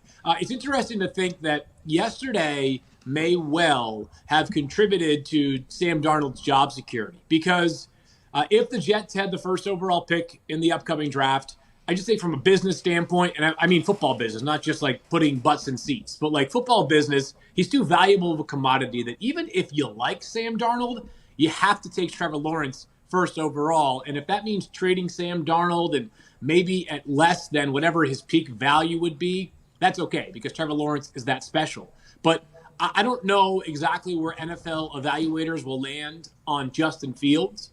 But it does feel like there's a gap right now. I think that's pretty obvious. And Justin Fields has been incredible for Ohio State and is basically 2 full years as the starter. He's also in the biggest games not had his best game. So it's strange to think that one game should not really be the determinant of to whether you want to keep Sam Darnold or any player as your quarterback going forward.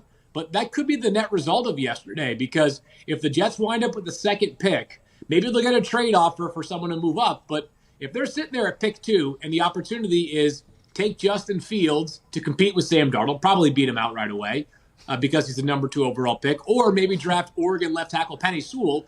I know you just took a first-round left tackle last year, but a player that's not a quarterback that's outstanding, you may say to yourself, we're going to do that. We're going to build this roster around Sam Darnold instead. Field, what about head coach Adam Gase? Where's he going to be next year? Does he have a coordinator job in the league? Like, what's going to happen? He's got to be golfing, right? Yeah, I was going to say, I figure if you're Adam Gase, you're probably taking best available. And best available could be nothing, and playing golf and making the money you're still owed from the Jets. I think it's probably a year or 2 left on that contract he signed with the Jets initially. Coordinator job makes sense.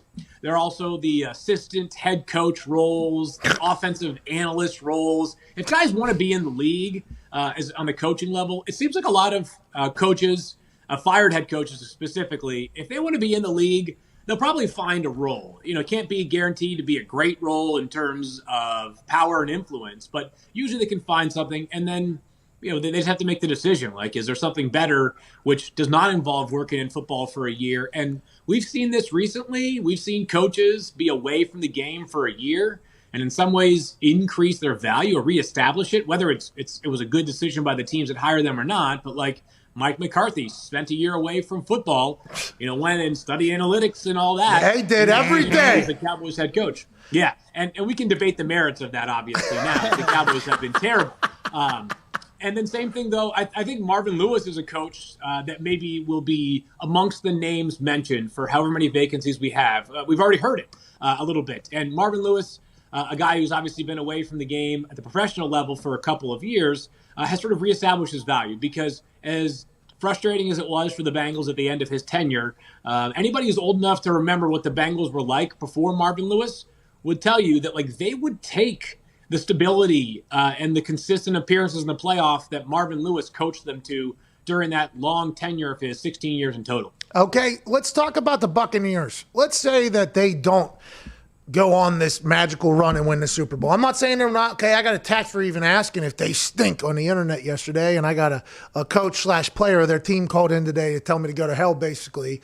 But if they don't accomplish what everybody thought was potentially out there for them, that roster is loaded. It's absolutely loaded, that roster. You got Tom Brady in there.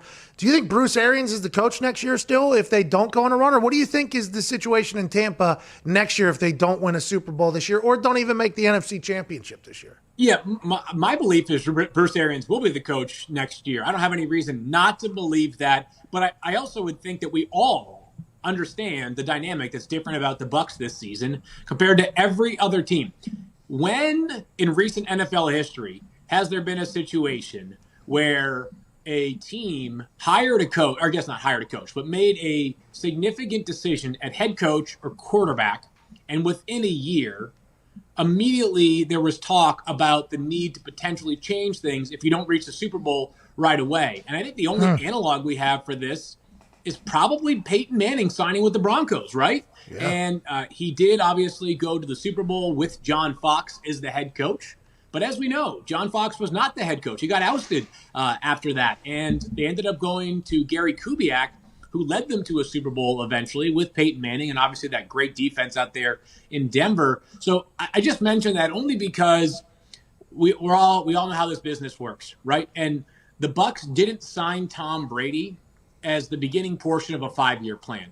They signed Tom Brady because they wanted to win right away. And the minute you sign the greatest quarterback of all time, the immediate expectation, the bar you have to clear, is win the Super Bowl. and if Bucks fans want to tell me or tell any of us that's unfair, like that's what you signed up for. And Pat, I get what you're saying yesterday when they say they stink. Like I know you're not saying they're like a terrible team, but this is a team. Wasn't the all off season? Didn't we just talk about how Tom Brady goes from very average group of, below average group of pass catchers last year to Mike Evans, Chris Godwin, Gronk after a year away, eventually Antonio Brown. And like, when does this offense smash the easy button? Like it always feels like every time they score points, it's almost like you breathe a sigh of relief because you're like, it should be that easy, but it rarely is. So the Bucs are going to be in the playoffs.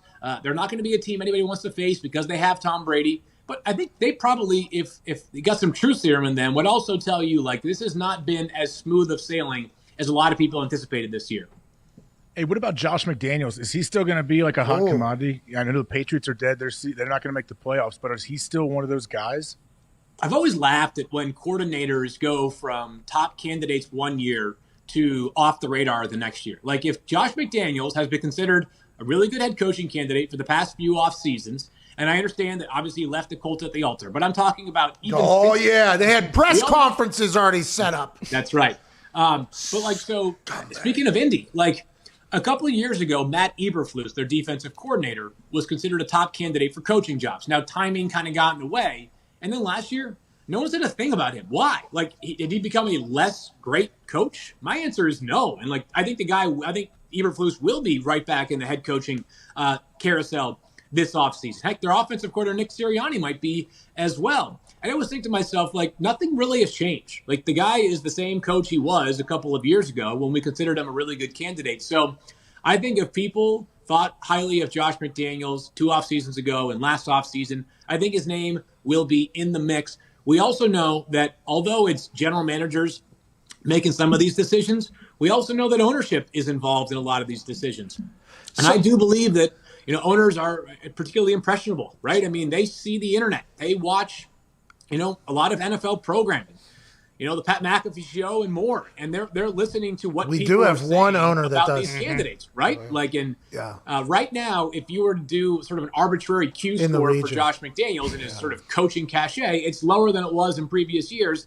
My belief is that if you liked him then, you should like him now. Field, in your world though, Field, are you saying that it's those people's people that are pushing them to be the head coach? That's the only thing that makes a difference? Is that what would never happen? Would it? No. Oh, okay. So all these names that we hear up are coaches that are looking to potentially get out of where they're at, get a head coaching gig. Sometime maybe Eberflus is like happy with where he's at. He's like, you know what? Kind of enjoy this defense. Let's just chill for a couple of years. I know a head coaching job's there. Keep my name out of it so his people don't push it. Because I would assume people like you have a lot of connects that potentially know a lot of these people that go, hey, this guy's getting some calls. And then as soon as you hear somebody's getting a call, you fire off a tweet that's like, there has been interest in blah, blah, blah to be a head coach. Is that how it all works? Is that why you think some of these names are in it, then not in it? Like, is McDaniels legitimately just waiting until Bill Belichick rides off into the sunset, which was the rumor was to happen whenever he turned that plane around and the Colts already had it? He's like, well, the Patriots told him he's the next in line. Is that how it all plays out? Well, I don't know as much about the Josh McDaniels succession plan for Bill Belichick, but yeah, I mean, of course, this is, there is certainly an element of this business where you got to have advocates, right? Yeah. And, we get a lot of, I'll be the first to concede, right? Like there are people that I have heard of, spoken highly of, but like I haven't spent time with them. So how can I sit there and vouch and say, like, yeah, I know for certain that this coach is unquestionably, a top qualified candidate to be a head coach? And we've also found in this industry that being a good coordinator is typically how we evaluate head coaching candidates. I also think there's a lot of proof that being a good coordinator rarely guarantees that you're a really good head coach as well. People thought that Matt LaFleur, his resume during his season as the Titans offensive coordinator was like not particularly strong relative to some of the other coaching candidates who were in the head coaching cycle that year. The guy has been unbelievably successful. And I know he has Aaron Rodgers, but there was a reason why Mike McCarthy was fired prior to hiring Matt LaFleur. Like he had Aaron Rodgers too, and they weren't succeeding. So, I think sometimes we need to dig a little bit deeper on what the precise criteria should be for top head coaching candidates, other than just like he led a top 5 scoring offense or defense. Well, then you need to stop tweeting about everybody as if they're the next goddamn Lombardi. Field, with Zach Taylor, I mean, do the Bengals think he's, the next Bill Walsh, or are they going to shit can him after the season and find some guy who can actually get something out of Joe Burrow? That team stinks, dude. Yeah, they're very bad. And so the Bengals unquestionably are loyal. They are a team that's going to be patient. We saw it with Marvin Lewis, obviously. I mean, 16 seasons. They do not like change. The Bengals run a very different shop than literally everybody else in the NFL. Their scouting department is a fraction of the size of every other scouting department in the NFL. They're a team that has largely kind of stuck to the script, which is in most years avoiding free agency entirely. Last year was a rare exception where they spent a lot of money on guys, and some of them have worked out better than others, but at least they spent. I think Zach Taylor's safe. I think they're probably the best case is that, last year, 2019, was a year with quarterback struggles aplenty, and 2020, it wasn't perfect with Joe Burrow, but they looked a lot more competitive when he was healthy and on the field. And I think the idea would be, Joe and Zach are not attached at the hip forever. Please, no. Joe Burrow does not deserve that, dude. Come on. For now, it's going to get him killed. The idea would be... He's a dead man walking, Joe Burrow with Zach Taylor. What do you got, Connor? I know it. Vanderfield, do you see the Detroit Lions selling the you team? do not call him Vanderfield with these new traps he's got, by the way. Well, is it capital Van? No, this is Mr. Field Yates. Mr. Vanderfield Yates. Do you see the Detroit Lions selling the team after they inevitably hire Jim Harbaugh and go 0-16 again? Wow. Yeah, I don't know about selling the team. Don't you feel like ownership in the NFL so rarely switches hands, right?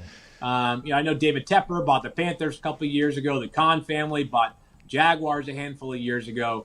I don't have any information on that, but the Lions are going to be an interesting head coach and GM hiring. Speaking of those head coaching and GM hiring decisions, I don't know about the ownership part, but I do think it's one of the most fascinating ones with the head coach and GM side because Matthew Stafford is a stud. Very good. He also is at the age now where oftentimes, as we know, GMs or head coaches that get hired, they want young. They want the quarterback who's on his rookie contract as opposed to a guy who's in his early 30s. I think it's going to be one of the most interesting decisions that a coach makes is whoever gets that job is the first order of business to make a decision on Matthew Stafford, try to do right by him and find a team that he can go and be the veteran quarterback for, or do you keep trying to build around Matthew Stafford and just surround him with much better pieces? That a boy, Field. We appreciate you, man. Love following along at Field Yates on Twitter. That's it. That's it, man. At Field Yates on Twitter. Ladies and gentlemen, ESPN NFL insider Field Yates. Thank you, Field. Good boy, Field. Trap Lord. So they're not selling the team to San Antonio. Of course not. That's interesting. Hey, AJ, before the Took a show shot. ends, what do you think about tonight's game? Pittsburgh, Zach Taylor, Cincinnati.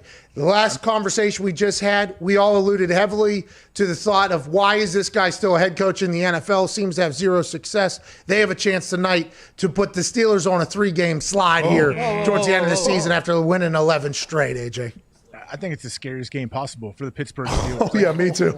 The Steelers defense should absolutely, they should, whatever, TJ Watt. I get all the Watt brothers. TJ. Respect, you piece. There's no way that was real, dude. He could be the. I got TJ and JJ mixed up. Obviously, TJ is coming off the edge for the Steelers. That guy could be the defensive MVP, so he's gonna have a monster night tonight. Is what I'm saying. That's not what you said. What you said was, I don't even know the guy's name. That's unbelievable. You just I said my name's AJ. There's a JJ. There's a TJ. I get it all mixed up. You play for the Bengals. What CT that you think? We talked to Laurinaitis about that. He said you got mush for brains. Whoa. That's what he said. That's what he said. He called that Rutgers under Friday night. It was a great game he called. Did he really? I didn't get a chance to hear it. Incredible game. I'm a big James Laurinaitis fan, by the way. Yeah. I played 13 years in the NFL. Is that how long it was? 13 years? 8. Oh, shit. 8 years in the NFL? Yeah, but you factor in Ohio State. I mean, you basically they're getting paid there. Yeah, didn't even have to go to school. Yeah, exactly. You guys deboed your way into the college football playoff. Yeah. Way to go. Nice job, AJ. Shout out to Sermon, that running back with 338 yards rushing in the Big Ten championship. Northwestern, can we get a helmet to the ball, huh, pal? Time. And how does Ohio State not cover that? Unbelievable both ways there. It's a little bit sad. How do you? Hey, are people more upset that Ohio State is in or Notre Dame is in? In Notre Dame for sure, yeah, because Notre Dame's going to get beat by 30 yet again. This is kind of the way this whole thing goes. But, I'm pumped for Clemson, Ohio State. Going to be a good game. Alabama, Notre Dame, that's going to be a good game. And they got 5 and 6 set up as Texas A&M and Oklahoma. A lot of people pissed off about that. Cincinnati will play Georgia. Indiana does not make it into the Fiesta Bowl as an 11 seed. And I can see how Indiana's pissed off about that. But win another year, you guys will get a lot more respect, I think, because the Big Ten is going to be looking for somebody to be good, but it's probably just going to be the Ohio State squad. I love the Indiana team, by the way. I just want to let everybody know that. And they're playing against Ole Miss, I believe. Yeah, yep. And then you got Cincinnati playing Georgia. Shout out to Cincinnati beating Georgia. Yeah. Let's go, Cincy. Did you see what happened today or maybe yesterday? What? Army's 8-2. Okay.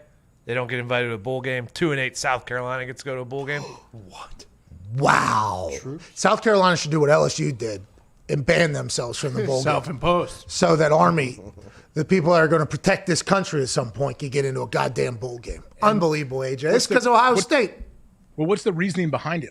Ohio State. Bigger fan base, more money. Yeah, but everybody knows that no fans can travel.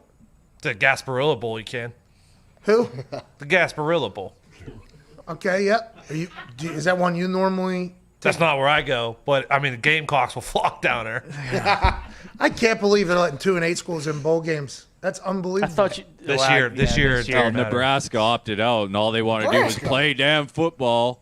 Oh, Nebraska opted out of it? Yeah, they don't want anything to do with the bowl games now. What is Nebraska going to do, by the way? Nebraska and the Big Ten are going to have a hilarious relationship forever. I guess we should ask the commissioner of the Big Ten, A.J. Hawk. Hey, A.J., not a big of a pop in the boo factor for Kevin Warren at the Big Ten Championship in my eyes.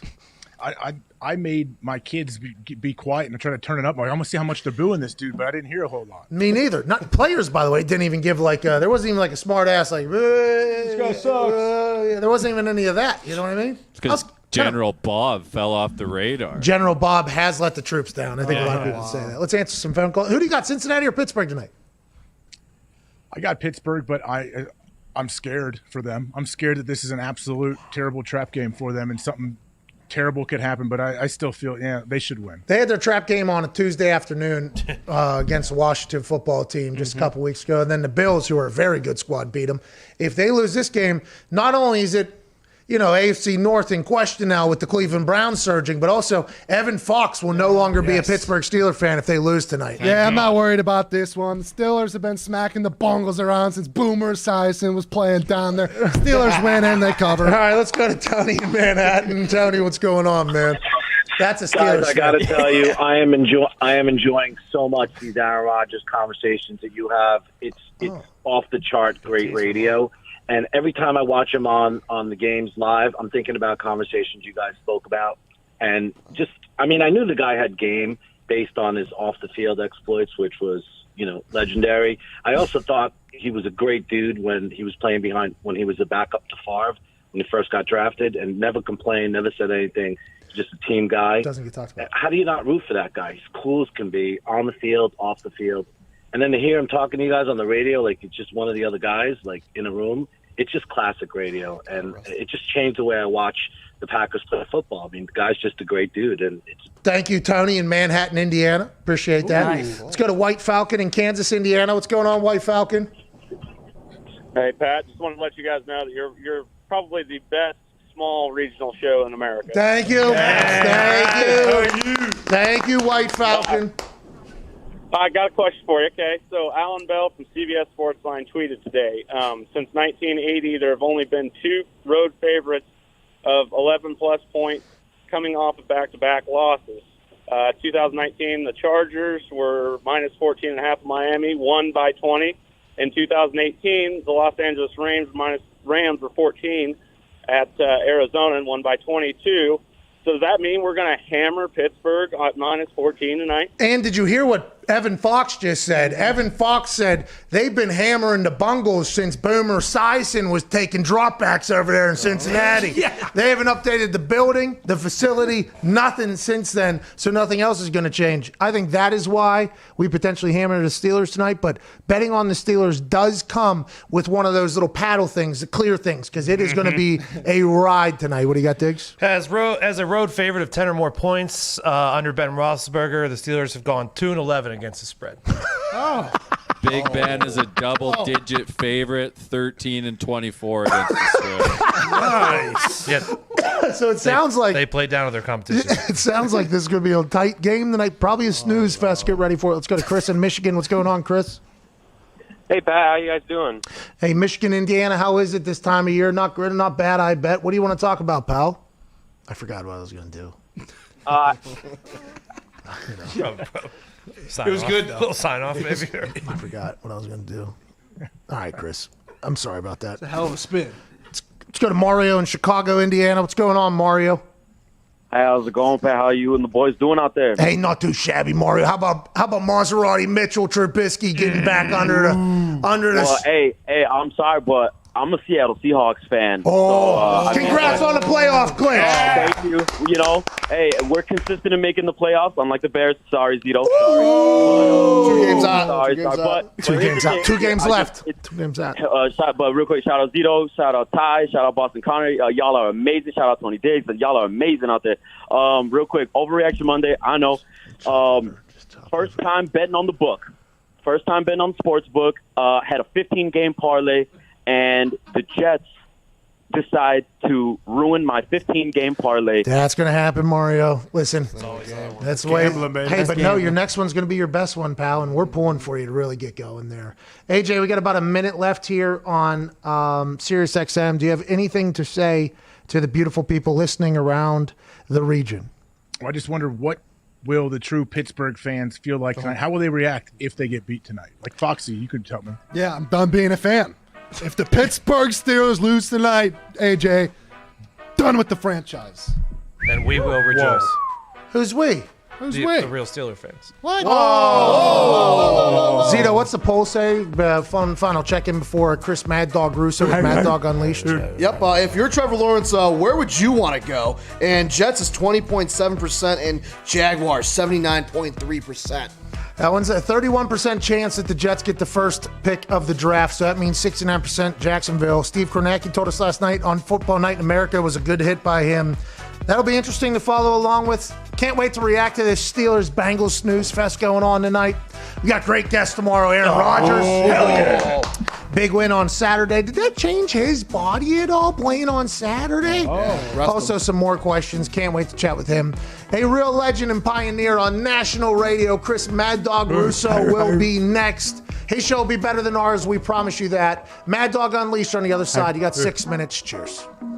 All right. AJ, that's the show, pal. We appreciate you, man. Thank you, sir. You like the Steelers to cover? Yep. It's 14. I don't know what it is. What is it? 14.5, I believe. Yeah. It's a lot of fucking points. I feel like I did a couple weeks ago with Green Bay. Either they cover or they lose. Either they cover or they lose outright. Yeah. So it's probably not a maybe bad bet on idea. both.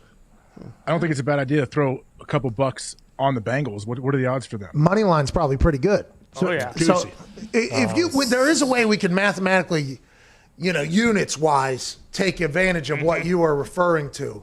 What is the money line for Bengals to win? 660. So okay, so you put $20 on that. Okay, then what is the put $30 on the Put 30 on Pittsburgh spread. minus 14.5. Yeah. You should be able to win both ways there. You should be able to. Well, if the Steelers Only win by 7. Yeah. But I'm just saying with what AJ said. I'm not saying that that's the right thing to Yeah, do. I'm no, just saying yeah, right. we can bet on what AJ is saying at the moment. That is a chance to bet if you really feel strongly about that. I mean, I like odds. I like doing that. Rooting for the underdog. Yeah, but you just picked the Steelers by 14.5. No, I said either they win by over 14 or they lose the game outright. Yeah, so you're cheering for both. You're not really I'm cheering. saying I have no idea. This game completely confuses me. Do you want to not pick this game? Do you want to lean away from this game? I would. Yeah, I would tend to lean. Wow. Oh, okay. Wow, that's a big deal because he'll pick every fucking game. The game has changed. Gutless. They got to run. They got to be able to run the ball. I heard you, Nick. Oh, wow. He was like, do not think that slip past the goal. Gutless. He said, I'm gutless because I won't give a pick for this. Is that why? Oh, I won't pick my childhood hometown team and the team I got to play for versus the big bad Pittsburgh Steelers. Oh. Scared? All right, Nick. First off, I did not even factor in the fact that I was on the team for a year, or that I grew up watching. That's in there, though. You're lying. It's in there. It's in there. Yeah, I'm so worried that Mike Brown watches this show and he's like, "What are you talking? I'll give you a contract for a year and then I cut you before your second year of your deal. Like, how can you pick us to win this game?" If he listens to this How much money, by the way? How much money was on the table there? For what? My second year? Yeah. Nothing. No guaranteed money. Nothing. He didn't want you out of there that bad. We'll take the fucking cap hit. Yeah. You know- There's like 19 linebackers that came back for spring workouts. I'm like, I don't think this is really going to work out. The thing about them, they probably do watch the show because there's no way they pay for cable. Oh, yeah. No chance. And that is in our region. You know what I mean? It is the region, yeah. It's got to be in our region. All right, AJ. Hammer Don is in 21 or 31 minutes. YouTube.com/The Pat McAfee Show. We appreciate you. We'll react to the weekend. I feel like it's a pretty bad weekend. I didn't know Lombardi went 0-4. Me either. Oh. How'd you do? 2-3. How'd I do? Don't know. 3-1. Super boost. Hey! How you doing? Super boost. Yeah, hit. with the super hey, boost. That's 4-1, my friend. Yeah. Everybody can suck it. Get a lot of tweets about me losing the money. Hey, all I do is keep racking up winners. That's all I keep doing. Anyways, 3:30. Hammer Don. AJ, we'll see you tomorrow. Appreciate you, dude. Sounds good. Thanks, guys. Hey, that's the show. See you. It's been good from the region. We can't wait to be back tomorrow. Cheers.